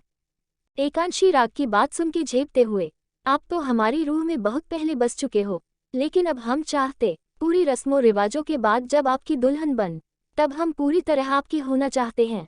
राग एकांशी को देख, हम तो अब आपने बोला है तो आपकी इच्छा सर आँखों पर, लेकिन इतना इंतजार करूंगा तब तक मुझे भी कुछ चाहे ना।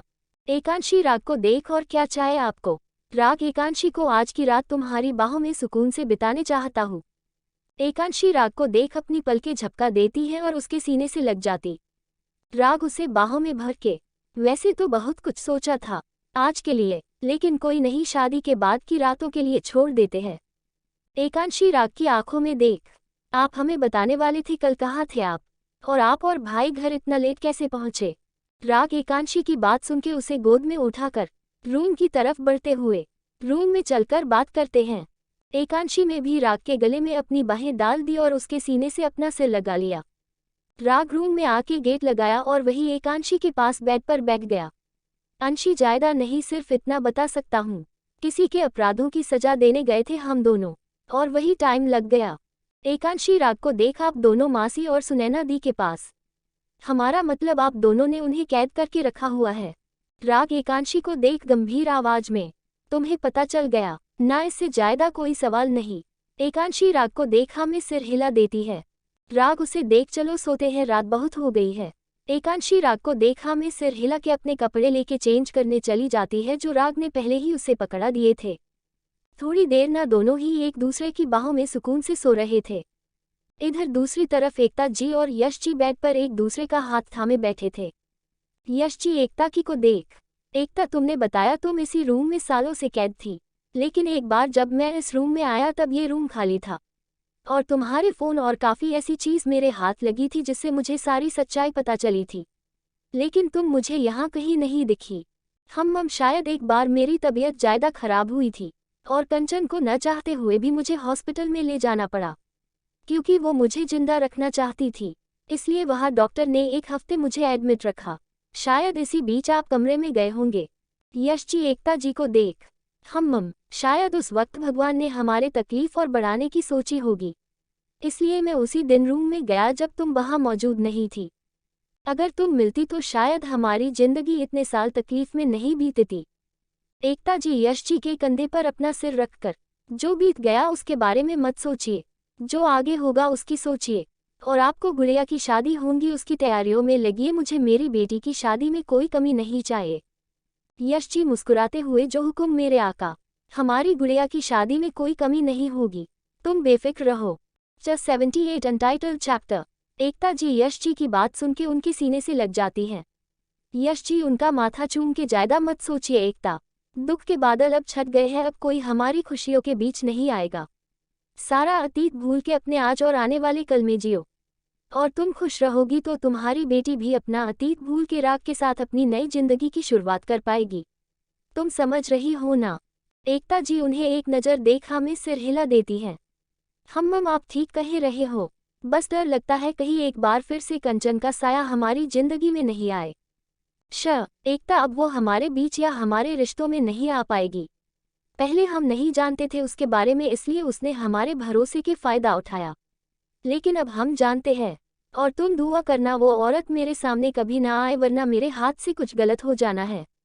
एकता जी यश जी की बात सुन के, शांत हो जाए यश, आपके बेटे और दामाद ने उसका इंतजाम अच्छे कर दिया है और हमें भरोसा है अब वो हम सब की तरफ आंख उठा के भी नहीं देखेगी। यश जी उनके गालों को धीरे से चूम के सो जाओ। एकता, अभी तुम्हें पूरे रेस्ट की जरूरत है। दोनों ही एक दूसरे के आगोश में आराम से सो गए। वही दूसरी तरफ राज में संजना को बाहों में भरा हुआ था। संजना की परमिशन मिलते ही वो उसे शिद्दत से प्यार कर रहा था। उसके होठ संजना की गर्दन से लेके पूरे शरीर पर थिरक रहे थे और संजना वो राज के प्यार में पूरी तरह डूब चुकी थी। थोड़ी देर बाद दोनों के कपड़े फर्श पर तीतर बितर पड़े थे। वही कमरे में सिर्फ दोनों की सांसों की आवाज आ रही थी। थोड़ी देर बाद दोनों एक दूसरे की बाहों में लेटे हुए थे। राज संजना का माथा चूम के, थैंक यू संजना। संजना उसे देख, वो क्यों? राज उसे देख, मेरी जिंदगी में आने के लिए, मेरे बारे सब कुछ जानने के बाद लोगों की बात ना सुन के मुझे अपनाने के, तुमने मेरी जिंदगी में आके मेरी सुनी जिंदगी में रंग भरे हैं, मुझे एक जीने की वजह दी है। सच बताऊं, मैं बहुत खुशकिस्मत हूँ कि तुम मेरी जिंदगी में हो। संजना राज को देख, खुशकिस्मत आप नहीं, मैं हूँ जिसे आपके जैसा हमसफर मिला है, और अब तो हमारी खुशियाँ भी डबल हो गई। हमारा परिवार हमारे साथ है। संजना गुड़िया और राग की शादी का मुहूर्त कल निकलवा लेंगे दादाजी, और मैं नहीं चाहता मेरी छोटी बहन को शादी में कोई कमी हो, इसलिए। संजना राज के मुंह पर हाथ रखकर, डोंट वरी, सब अच्छे से होगा, और हम सब मिलके गुड़िया जब तक यहाँ है उसके जहन से सारी पुरानी यादें निकाल देंगे। उसके बाद राग और गुड़िया की जिंदगी में सिर्फ खुशियाँ होंगी, कोई अतीत की परछाई उन्हें नहीं छुएगी। राज संजना का माथा चूम, अब सो जाओ, रात काफी हो गई है। राज की बात सुन के संजना राज के सीने से सर टिकाए सो जाती है। वही राज संजना को देखता हुआ कब नींद के आगोश में चला जाता है, उसे पता ही नहीं चलता। वही दूसरी तरफ राघव बाहर कमरे में इधर उधर चक्कर काट रहा था। 10 मिनट में जाने कितनी बार पिंकी बाथरूम के अंदर चक्कर लगा आई थी। उसे वॉमिटिंग हो रही थी। राघव पिंकी को पिंकी, बस हो गया यार, हालत देखो अपनी। राग को कॉल नहीं करने दे रही तो दूसरा डॉक्टर बुलाने दो। पिंकी राघव के सीने से लगकर हम ठीक है, बस शायद पार्टी में कुछ उल्टा सीधा खा लिया जिस वजह से तबीयत खराब लग रही है। आप बस एक ग्लास नींबू पानी बना के दीजिए, अगर कल सुबह तक सही नहीं हुआ तो आप जो बोले वो वही होगा, लेकिन अभी अंशी और राग को डिस्टर्ब मत कीजिए। राघव पिंकी को देख, ठीक है जैसी तुम्हारी मर्जी, मैं नींबू पानी बना के लाता हूँ, उसके बाद तुम सिर्फ रेस्ट करोगी। पिंकी राघव को देखा में सिर हिला देती है, वही राघव भी नीचे चला जाता है। थोड़ी देर में ऊपर आके पिंकी को नींबू पानी का ग्लास पकड़ाकर, ये लो पियो। पिंकी पानी पी के थोड़ा रिलैक्स फील करती है तो राघव उसे अपनी बाहों में लेके सुलाने लगता है। पिंकी राघव के सीने से लग, हम ठीक है राघव। राघव उसे देख उसकी आंखों को अपने हाथों से बंद करके, हम पता है मुझे, अब सो जाओ, वैसे भी बहुत जिद्दी होती जा रही हो दिन व दिन, कल सुबह हम हॉस्पिटल चल रहे हैं और कोई न नुकू नहीं। राघव की बात सुन के पिंकी हाँ में सिर हिला देती है। वही ज्यादा थकान और वॉमिटिंग करने की वजह से पिंकी की आंख लग जाती है।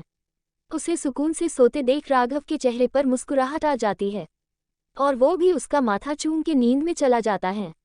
आज सब अपने अपने हमसफर की बाहों में दुनिया जहां की चिंता छोड़ एक दूसरे के आगोश में सुकून से सो रहे थे। वही हॉस्पिटल में हर्ष बेहोश हुई सुनैना का हाथ पकड़ वही पास रखे स्टूल पर बैठा था। जाने कौन से अतीत की गलियों में गोते लगा रहा था, पता नहीं कौन सी यादें थी जिन्हें याद करके उसकी आंखें नम हो गईं। सुनैना का हाथ पकड़े वो पता नहीं कब सोया, उसे पता ही नहीं चला। आज की रात सबके लिए सुकून भरी थी। अगली सुबह एकांशी राग के सीने से सर रखी सो रही थी, वही राग भी उसे बाहों में लेके आराम से सो रहा था। खिड़की से आ रही धूप से एकांशी ने कुनमुना के अपना चेहरा राग के सीने से में छिपा लिया और फिर से अपनी आंखें बंद कर ली। वही राग की नींद उसके बज रहे फोन से टूटी। उसने एक नज़र सोती हुई एकांशी को देखा, हल्के से उसका माथा चूम के साइड करके सुला दिया। लेकिन जब उसे लगा एकांशी खिड़की से आ रही धूप को वजह से उसे परेशानी हो रही है, इसलिए पहले उसने अपने फ़ोन को साइलेंट लिया और खड़े होकर खिड़की का पर्दा लगा दिया। अंधेरा होते ही एकांशी फिर से आराम से सो गई। वही राग अपना फ़ोन लेके बालकनी में चला गया। उसने देखा हॉस्पिटल से उसके दोस्त का फ़ोन है जो उसके साथ ही हॉस्पिटल में जॉब करता है। राग उसका फ़ोन उठा के, क्या हुआ इतनी सुबह सुबह कॉल किया? राग का दोस्त उसे छेड़ते हुए, क्या हुआ डॉक्टर? राग जो शायद महीने में 20 दिन हॉस्पिटल में बिताते थे वो अब महीने में 25 दिन घर बिताने लगे। यार शादीशुदा जिंदगी बड़ी रासा रही है। वैसे तू तो सुबह जल्दी उठ जाता है, फिर आज इतनी देर तक सो रहा है, क्या किया रात भर मेरे भाई? राग उसकी बात सुन के, एक बार तुझे मेरे जैसे रिश्ते में बंधने दे, फिर मैं तुझसे पूछूंगा कि लेट क्यों उठा या हॉस्पिटल से बड़ी छुट्टी ले रहा है। अच्छा ठीक है, लेकिन पहले ये बता भाभी से कब मिला रहा है? राग उसकी बात सुन के, बहुत जल्दी। अच्छा बता हॉस्पिटल की सब सही चल रहा है ना? ओ तेरी, मैंने तुझे इसलिए तो फ़ोन किया था लेकिन तेरे बकवास के चक्कर में भूल गया। राग उसकी बातें सुन के अपनी आंखें छोटी करके, अच्छा मैंने तुझे बातों में उलझाया या तू खुद ही उलझ गया? तुझे ही सब कुछ जानना था। हाँ ठीक है, अब फिर से मुझे बातों में मत उलझा। मैंने इसलिए कॉल किया है, शाम को एक सर्जरी है, मैंने सारी रिपोर्ट तुझे मेल की है, तू देख लेना और हो सके तो जल्दी आ जाना, एक बार फिर से तू खुद चेक कर लेना। ठीक है मैं आ जाऊंगा। तू एक बार कल रात जो पेशेंट एडमिट हुआ है उसे देख ले। मैं देखता हूँ, चल आजा जल्दी, वैसे भी आजकल तेरे हॉस्पिटल में दर्शन नहीं देता। आता हूँ, फिर जी भर के दर्शन कर लेना। राग ने फ़ोन काटा और एक नज़र एकांशी की देख बाथरूम में चला गया। उसने जल्दी से नहा के कपड़े पहने और नीचे रिसेप्शन पर फ़ोन करके नाश्ता ऑर्डर किया और एकांशी को जगा के, अंशी उठ जाओ, कॉलेज जाना है आज, रेडी हो जाओ, फिर मैं हॉस्पिटल जाते टाइम तुम्हें कॉलेज छोड़ दूंगा। मैंने नाश्ता मंगवा लिया है, तब तक तुम रेडी हो के आओ। एकांशी राग की बात सुन के अपनी नींद भरी आंखों से, सोने दीजिए ना राग, हमें नींद आ रही है। एकांशी की बात सुन के राग, बिल्कुल नहीं, चुपचाप उठो, कितने दिनों और कॉलेज बंक मारने का मन है। एकांशी मन मार के उठती है और अपने कपड़े लेके बाथरूम में चली जाती है। वही राग पहले अपने फ़ोन में मेल आईडी खोलता है क्योंकि उसका लैपटॉप उसके पास नहीं था। उसके पेशेंट की सारी डिटेल पढ़ने के बाद उसे बंद करके अपना सिर वही सोफे से टिका लेता है। दरवाजे पर हुई नॉक से उसका ध्यान टूटा। उसने जाके दरवाज़ा खोला तो गेट पर खाना लेके वेटर खड़ा था। राग ने खाना अंदर रखवाया और उसके जाने के बाद उसने फिर से गेट लगा दिया और सोफे पर बैठ के एकांशी का इंतजार करने लगा। लेकिन जब काफी देर तक एकांशी नहीं आई तो वो टेंस होके गेट के पास जाके, अंशी कितनी टाइम हो गया, क्या हुआ, तुम बाहर क्यों नहीं आ रही? एकांशी राग की बात सुन के दरवाजा खोल के बाहर आ गई, लेकिन राग के कपड़ों में देखकर राग, क्या हुआ, तुम अभी तक रेडी नहीं हुई? एकांशी सुकुचाते हुए, वो हम घर जाके। राग उसकी बात सुन के, क्या हुआ? मैं तुम्हारे कपड़े लेके आया था। वो हम, हमारा मतलब हम ऐसे। राग एकांशी को हकलाते देख, अंशी हम दोनों पति पत्नी हैं यार, तुम मुझे खुल के बोल सकती हो। एकांशी राग की बात सुन के, वो हमारे पीरियड और हमारे पास सैनिटरी नहीं है। एकांशी राग को बोल इधर उधर देखने लगती है। राग उसे देख, बस इतनी सी बात, मैं अभी अरेंज कराता हूँ। और एक बात, हम दोनों के बीच कोई पर्दा नहीं है और मैं डॉक्टर हूँ, ये बात जानता हूँगा, ओबीवियस है ना, इसलिए आगे से इतना झिझकना नहीं। एकांशी हाँ में गर्दन हिला के बाथरूम के अंदर चली जाती है। वही राग भी बाहर की तरफ चला जाता है। Just 79 untitled chapter. राग वहां से बाहर निकल गया, वही एकांशी बाथरूम में चली गई। थोड़ी देर बाद राग रूम में आया तो एकांशी अभी भी वॉशरूम में थी। राग ने दरवाजा खटखटाया और एकांशी को आवाज लगा के अंशी। एकांशी ने दरवाजा खोल के हाथ बढ़ा दिया, राग ने उसके हाथ में पैकेट रख दिया। थोड़ी देर बाद एकांशी बाहर आई। इस वक्त उसने ब्लू कुर्ते के साथ रेड लेगी पहनी हुई थी। राग उसे देख, आ जाओ अंशी, पहले खाना खा लो, उसके बाद मैं तुम्हें घर छोड़ दूंगा। एकांशी राग को देख, लेकिन आप तो बोल रहे थे कॉलेज। राग एकांशी को देख, आज और रेस्ट कर लो, कल से कॉलेज चली जाना। ऐसी हालत में राग, हम चले जाएंगे कॉलेज, फिर 2 तिहाई घंटे की बात है, हमें कोई पेन भी नहीं है। राग एकांशी की देख, पक्का? एकांशी अपनी पलकें हाँ के झपका कर उसे आश्वासन देती है। दोनों में नाश्ता कर लिया था। राग एकांशी को रेडी होने का बोल खुद बाहर चला जाता है। वहां से कुछ चॉकलेट लेके राज के पास कॉल लगा देता है।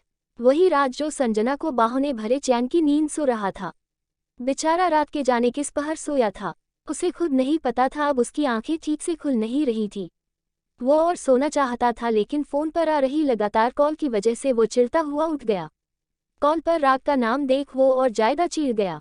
इसे चैन नहीं है, भगवान ने किस मिट्टी का बनाया है इसे? सोता भी है या उल्लू की तरह जागता रहता है? राज के फोन की आवाज से संजना की आंख खुल गई। उसने राज को बड़बड़ाते देखा तो उसे देख, बदब बाद में लेना, पहले उसका फोन उठा लो। राज ने संजना को देखा और जल्दी से फोन उठा लिया, क्योंकि संजना भी रात को लेट सोई थी, इसलिए वो अभी और सोना चाहती थी। पर राज जानता था अगर उसने फोन नहीं उठाया तो उसके फोन के टुकड़े होते देर नहीं लगेगी। उसने फोन उठाकर कान पर लगाया और जल्दी से आपका लोअर पहन बालकनी में आ गया। कॉल उठा के बिना राग की बात सुने बरस पड़ा। पिछले जन्म में उल्लू था क्या, जो तुझे नींद नहीं आती? राग कुछ बोलता उससे पहले ही वो फिर बोल पड़ा, तुझे नहीं आती लेकिन हमें तो आती है मेरे भाई, तेरे चक्कर में अभी मेरी बीवी मेरे फोन के टुकड़े टुकड़े कर देती। राज की बात सुन के राग, रात का नशा उतरा नहीं क्या? तेरी बहन को कॉलेज छोड़ने जा रहा हूँ, वहां से सीधा फार्म हाउस, 1 घंटे में मुझे वहीं मिल, और हाँ जाके रात का खुमार उतार और घड़ी में टाइम देख। फार्म हाउस जाने के बाद हॉस्पिटल भी चलना है। राज उसकी बात सुन के, हम ठीक है, पहुंचता हूँ, खडूस कहीं का। वो फोन कट करके संजना के पास आके लेट जाता है। ओए संजना को जगाने लगता है। वही संजना काफी देर तो राज से बचने के लिए करवट बदलती रही। अंत में परेशान होके उठ के बैठ गई। वो राज को घूरते हुए, क्या हुआ? रात भर तुम वैसे नहीं सोने देते और सुबह सुबह तुम्हारी हरकतें फिर से शुरू हो गई। संजना की बात सुन के राज, लेकिन मैंने तो कुछ किया ही नहीं, मैं तो सिर्फ तुम्हें जगा रहा था। घड़ी में 8 बज रहे हैं, खड़ी हो, मैं पहले नहा के आता हूँ, उसके बाद तुम नहा लेना और जल्दी नाश्ता बना दो मुझे। राग के साथ फार्म हाउस, उसके बाद सुनैना को देखने हॉस्पिटल जाना है। राज ने सुनैना के साथ ही हादसे के बारे में रात ही बता दिया था। हम आप रेडी होके आओ, तब तक मैं एक नींद ले लेती हूँ। राज में संजना को देख जो फिर से बेड पर पसर गई थी। राज संजना को देखना में सिर हिला के बाथरूम में घुस गया। थोड़ी देर बाद बाहर आया तो उसके आते ही संजना बेड पर से कूदती हुई बाथरूम के अंदर घुस गई। एक बार को राज को कुछ समझ नहीं आया, लेकिन जब एहसास हुआ तब तक संजना ने बाथरूम का दरवाजा बंद कर दिया। राजना में सिर हिला के तैयार होने लगा। थोड़ी देर बाद संजना ने बाहर आके चारों तरफ देखी तो राज रूम में नहीं था। उसने अलमीरा से एक रेड कलर की साड़ी निकाली और जल्दी से पहन ली। हाथ में भरी भरी चूड़ियां, माथे पर लाल बिंदी, मांग में सिंदूर, आंखों में काजल और गले में मंगलसूत्र, वो बहुत प्यारी लग रही थी। वही राज रूम में आया तो उसे देख उसके कदम ढिड़क गए। वो संजना के पीछे खड़ी होके, एक ही तो दिल है मेरा, कितनी बार लुटोगी उसे। संजना राज को देख, हाँ तो दिल मेरा आपके पास है, चाहे जितनी पर लूटना चाहे लूट लो। बीवी संजना राज की आंखों में जुनून देख उसे धक्का देती हुई, बहुत हो गई मस्ती में, नाश्ता बनाने जा रही हूँ, आ जाए जल्दी, कहते हुए बाहर भाग गई। राज पीछे से, बीवी ये गलत बात है और इसका बदला मैं रात को जरूर लूंगा, जस्ट वेट एंड वॉच। वो भी बाहर हाल में आ गया। इधर राग चॉकलेट लेके रूम में आया। उसने देखा एकांशी पूरी तरह रेडी थी। राग उसके पास आके, अंशी ये कुछ चॉकलेट है, इस कंडीशन में तुम्हें रिलैक्स मिलेगा, और ज़्यादा दिक्कत हो तो मुझे कॉल कर देना, मैं आ जाऊंगा या ड्राइवर भेज दूंगा, या फिर हॉस्पिटल आ जाना। मम आप टेंशन मत लीजिए, ज़्यादा दिक्कत होगी तो हम आ जाएंगे। ओके। इधर राघव और पिंकी के रूम में, पिंकी अभी सो रही थी। कल की वजह से उसे काफ़ी कमजोरी थी। वही राघव पूरी तरह से रेडी हो गया था। उसने एक नज़र पिंकी को देखा, लेकिन उसे जागना उसे ठीक नहीं लगा, इसलिए वो आराम से रूम के बाहर आ गया। हॉल में एकता जी और यश जी चाय पी रहे थे। वही संजना रेडी होके किचन में नाश्ते की तैयारी कर रही थी। उसके साथ मेड उसकी हेल्प कर रही थी। वही राज अभी रूम में था। यश जी राघव को देख, बेटा पिंकी कहाँ है, वो जल्दी उठ जाती है। फिर आज राघव अपने डैड को देख, डैड उनकी तबीयत ठीक नहीं है, रात को वॉमिटिंग हुई है और रात भर सो नहीं पाए, सो रही है तो मैंने उन्हें जगाना सही नहीं समझा। एकता जी राघव की बात सुन के, क्या बात है बेटा, ऐसे उल्टियां तूने डॉक्टर को दिखाया? नहीं माँ, अब उनके उठते ही लेके जाऊंगा उन्हें, रात को उन्होंने मेरी मानी ही नहीं। हम थोड़ी देर सोने दो उसे, उसके बाद नाश्ता खिलाने के बाद उसे हॉस्पिटल लेके जाना। जी माँ। थोड़ी देर बाद राघव ने पिंकी को उठाया और उसे नहाने को भेजा। पिंकी को अभी भी कमजोरी थी, उसे लगा नहा के उसे फ्रेश महसूस होगा, इसलिए उसने नहाना ही बेटर समझा। राघव पिंकी को देख रूम को साफ करके बाहर चला जाता है। वही थोड़ी देर बाद पिंकी भी रेडी होके रूम में आती है। उसके बाद बाहर आ जाती है। उसे अभी भी चक्कर आ रहे थे, लेकिन खुद को संभाल के वो बाहर आई। राघव पिंकी को बाहर आते देख उसे सहारा देके वही डाइनिंग टेबल पर बिठा देता है। राज पिंकी को देख, दी क्या हुआ आपको, आप इतनी लो साउंड क्यों कर रही हो? कुछ नहीं राज, थोड़ी सी मेरी तबीयत खराब है। संजना सबको नाश्ता देते हुए, दी एक बार डॉक्टर को दिखा दो। मम, लेकिन खाने की स्मेल से पिंकी को एक बार फिर से वॉमिटिंग फील हुई और वो एक बार फिर वॉशरूम को तरफ दौड़ गई। राघव उसके पीछे जाता उससे पहले, एकता जी रघु तू बैठ में देखती हूँ उसे। राघव अपना सिर हाँ में हिला के वही बैठ जाता है। वही एकता जी पिंकी के पास चली जाती है। तब तक पिंकी अपना मुंह साफ करके रूम में आ गई थी। अपने सामने एकता जी को देख, माँ आप यहाँ कुछ काम था? एकता जी खड़ी होके पिंकी को अपने पास बिठाते हुए, कुछ नहीं हुआ, तुम पहले आराम से बैठो और जो मैं पूछूं उसका जवाब सही जवाब देना।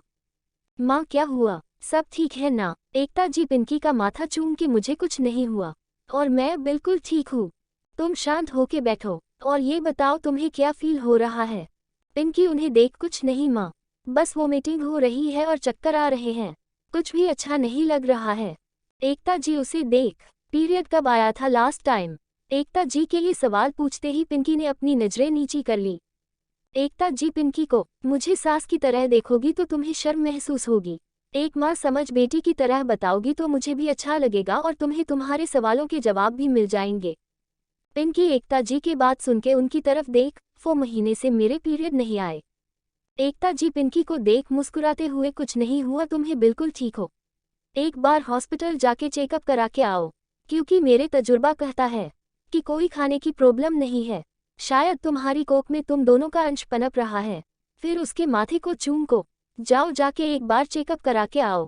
पिंकी एकता जी की बात सुन के शर्मा कर, माँ मेरे पास किट है, जाओ जाके पहले यहाँ चेक कर लो, फिर एक बार डॉक्टर के पास जाके सारी सलाह लेके आना। पिंकी मुस्कुराते हुए बाथरूम में चली गई। थोड़ी देर बाद वो बाहर आई तो उसके चेहरे पर एक मुस्कुराहट और शर्म थी। एकता जी उसके चेहरे को देख समझ गई। वो उसके पास आके उसके माथे को चूम के, कहने की कोई जरूरत नहीं, मैं समझ गई, जाओ तुम राघव के साथ हॉस्पिटल जाके आओ। च 80 अनटाइटल्ड चैप्टर एकता जी पिंकी के साथ बाहर आती है, जहां राघव परेशान सा बार बार कमरे के बाहर चक्कर काट रहा था। एकता जी उसे ऐसे देख, क्यों चक्कर काट रहा है? कुछ नहीं हुआ उसे, जा किसी लेडीज डॉक्टर के पास लेके जाए से, और परेशान होना बैंड कर। राघव पिंकी को देखता है जिसके होठों पर मुस्कुराहट थी, वही आंखों में शर्म में खुद ही झलक रही थी। वो बिना कुछ कहे पिंकी को इशारा करके खुद बाहर निकल जाता है। क्योंकि उसे कुछ समझ नहीं आ रहा था, इसलिए उसने पहले हॉस्पिटल जाना बेहतर समझा। वही एकता जी उसे आंखों से सब अच्छा होने का आश्वासन देके राघव के पीछे जाने का इशारा करती हैं। पिंकी भी अपनी नजरें नीची करके राघव के पीछे चली जाती है।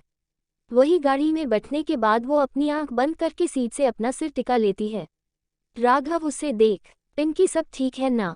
पिंकी उसे देख, हाँ में सिर हिला के इशारा करती और उसके एक हाथ थाम के फिर से अपनी आंखें बंद करके सीट से सिर टिका लेती है। वही इधर हॉल में एकता जी सबके साथ डाइनिंग टेबल पर बैठी थी। यश जी उन्हें देख, क्या हुआ पिंकी को? एकता राज बीच में बोलते हुए, हाँ माँ बताइए ने क्या हुआ है दी को? वो ठीक तो है ना? मैं राग को इन्फॉर्म कर देता हूँ, वो उन्हें हॉस्पिटल में ही मिल जाएगा। एकता जी उसे रोकते हुए, उसकी कोई जरूरत नहीं है, ठीक है वो बिल्कुल। फिर संजना को देख, बेटा पिंकी आए तो आरती की थाली रेडी रखना। राज अपनी माँ को देख, लेकिन माँ बताए तो। एकता जी उसे और संजना को गहरी नजर देख, पिंकी और राघव ने हमारी विश पूरी कर दी, अब तुम दोनों की बारी है इस घर में किलकारी के लिए। यश जी एकता जी को, क्या बोल रही हो एकता आप? मतलब हम? एकता उन्हें देख मुस्कुराते हुए, हाँ जी आपकी बहू माँ बनने वाली है और आपका राघव पिता। आपका और मेरा प्रमोशन होने वाला है। क्या खबर सुनाई है आपने एकता? हमारे घर में नई पीढ़ी आने वाली है। हम बता नहीं सकते हम कितने खुश हैं। सच कहते हैं भगवान हमें जब खुशियाँ देते हैं तो उन्हें समेटने के लिए आंचल कम पड़ जाता है। बस अब हमारी खुशियों को नजर नहीं लगे। राज लगभग उछलते हुए, इसका मतलब मैं चाचा बनने वाला हूँ। एकता जी उसके कान पकड़, हाजी चाचा बनने वाला है और बाप बनने की तैयारी भी कर। संजना एकता जी बात सुन के शर्मा कर किचन की तरफ जाके, मैं दी के वेलकम की तैयारी करती हूँ। एकता जी संजना को जाते देख, देख मेरी बहू तो शर्मा गई, तू ही बेशर्म हो गया है। राज अपनी माँ को देख, लेकिन मैंने तो कुछ कहा भी नहीं। एकता जी उसे किचन की तरफ धकलत हुए, जाके उसकी मदद करा, सुबह से काम लेगी है और कुछ मेड एक्स्ट्रा लगा दे, बेचारी बच्ची पर अकेले काम का प्रेशर पड़ गया है। जी माँ, मैं आज ही कर देता हूँ ये काम। फिर किचन की तरफ जाते हुए पहले अपनी बीवी की मदद मार देता हूँ। राज की बात सुन के एकता जी और यश जी हंस पड़ते हैं। एकता जी ऊपर की तरफ हाथ जोड़ के, भगवान जी अब मेरे परिवार को किसी की नजर ना लगे, बहुत मुश्किल से इस परिवार में खुशियाँ आई है। यश जी एकता को देख, इतना क्यों सोचती हो? फिर एकता जी को देख शरारत से, अगर ऐसे ही टेंशन लोगी तो बेटी की शादी में चेहरे पर झुर्रियाँ आ जाएंगी। एकता जी यश जी को देख, कुछ भी बोलते हो आप? बच्चे बड़े हो गए, शादी हो गई है बच्चों को, कुछ दिनों में दादा बनने वाले हो आप। यश जी उन्हें देख शरारत से, ताजी बूढ़े हो मेरे दुश्मन, हम तो अब भी जवान हैं, कोई शक को आजमा लीजिए, आज भी आपके ऊपर हमारा नशा चढ़ जाएगा। एकता जी यश जी की बातें सुन के, कितने बेशर्म हुए हो आप? बच्चे किचन में है और आपको फिलेट सूझ रहा है। यश जी उन्हें देख मुस्कुराते हुए, इसे फिलेट नहीं प्यार कहते हैं धर्मपत्नी। एकता जी उन्हें आंखें दिखाते हुए, आपसे तो बात करना ही बेकार है, एक बार फोन करके अंशी से पूछिए वो घर आएंगी या कॉलेज जाएगी। यश जी एकता जी को देखा में सिर हिला देता है। वो वही सोफे पर बैठकर एकांशी को कॉल लगाने लगते हैं। वही एकता जी उन्हें देख मुस्कुराते हुए सोफे पर बैठ जाती है। वही किचन में संजना किचन को साफ कर रही थी। राज उसके पास आके उसे बाहों में भर के, वैसे क्या ख्याल है माँ की विश के बारे में? संजना की राज को देखने की हिम्मत नहीं हो रही थी। वो राज को देख, मुझे बहुत काम है और तुम्हें तो राग के साथ किसी के काम के लिए जाना है। राग का नाम याद आते ही राज को याद आता है उसमें 1 घंटे में उसे फार्म हाउस आने को कहा था और वो अभी भी तक यही है। ओ सीट, आज ये मुझे छोड़ेगा नहीं।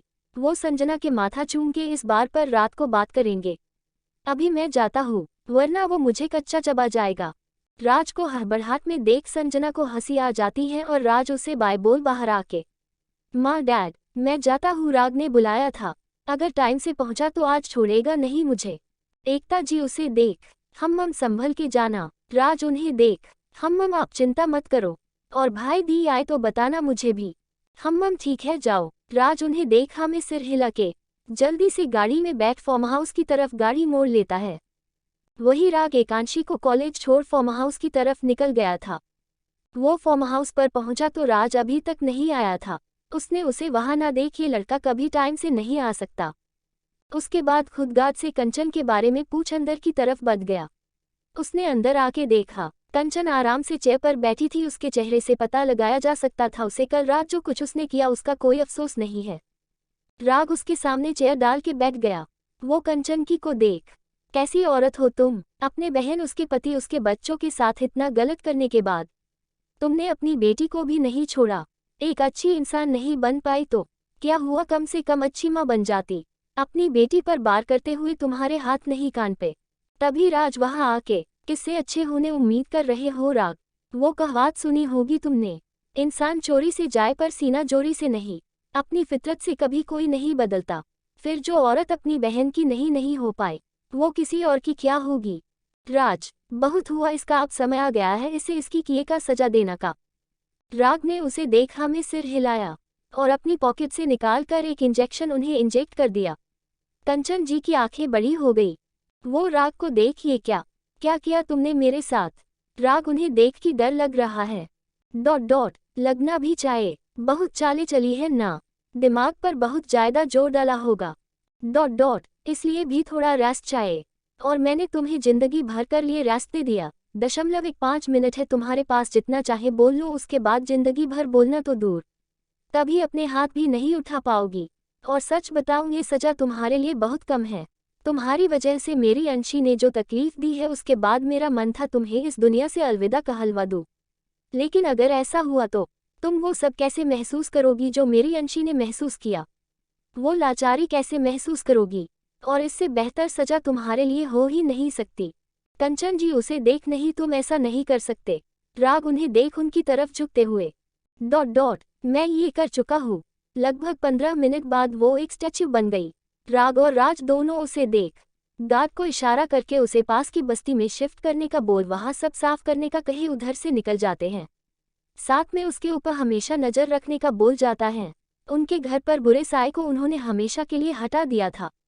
दोनों वहां से बाहर आए। राग अब राज को घूर के कहा था, इतनी देर? राज उसे देख, यार तुझे पता है जब शादीशुदा हूं मैं, बीवी को लाड लड़ाना पड़ता है। राग उसकी बात सुन के उसकी पीठ पर एक गुस्सा जलते हुए, सुधर जा, चल अब हॉस्पिटल चलना है, देखना है उस लड़की को। क्या सोच रहा है तू? राज को देख, क्या सोच रहा है तू? अगर सुनैना सच में बदल गई है तो हर्ष को लेके कुछ सोचना चाहे। एक बार सुनैना से बात करके उसे बदलने का मौका दे सकते हैं। हम सोच समझ लो, हर्ष की सारी जिंदगी का सवाल है। राज की देख, चिंता मत कर, चल वही चल के पता चलेगा। दोनों वहां से हॉस्पिटल के लिए निकल जाते हैं। वही दूसरी तरफ राघव और पिंकी हॉस्पिटल आए। डॉक्टर ने पिंकी को चेक कर लिए था। वही दोनों रिपोर्ट आने का वेट कर रहे थे। थोड़ी देर बाद डॉक्टर ने दोनों को बुलाया और राघव को देख, मिस्टर गुप्ता, अब से आपको आपकी वाइफ का ज्यादा ध्यान रखना होगा, इनके खाने पीने से लेके इनकी एक्सरसाइज सब कुछ। राघव डॉक्टर को देख, क्या बात है डॉक्टर, मेरी वाइफ ठीक तो है ना? डॉक्टर उन्हें देख मुस्कुराते हुए, जी हाँ बिल्कुल ठीक है, बस आपको उनके ज्यादा ख्याल रखने की जरूरत है। आप दोनों पेरेंट्स बनने वाले हैं। राघव उसकी बात सुन के खुशी से, आप सच कह रहे हो डॉक्टर? डॉक्टर दोनों को देख, जी आपकी वाइफ 1.5 बजे मंथ प्रेग्नेंट है। तंकु डॉक्टर दोनों सारी बात जानने के बाद वहां से बाहर की तरफ बढ़ जाते हैं।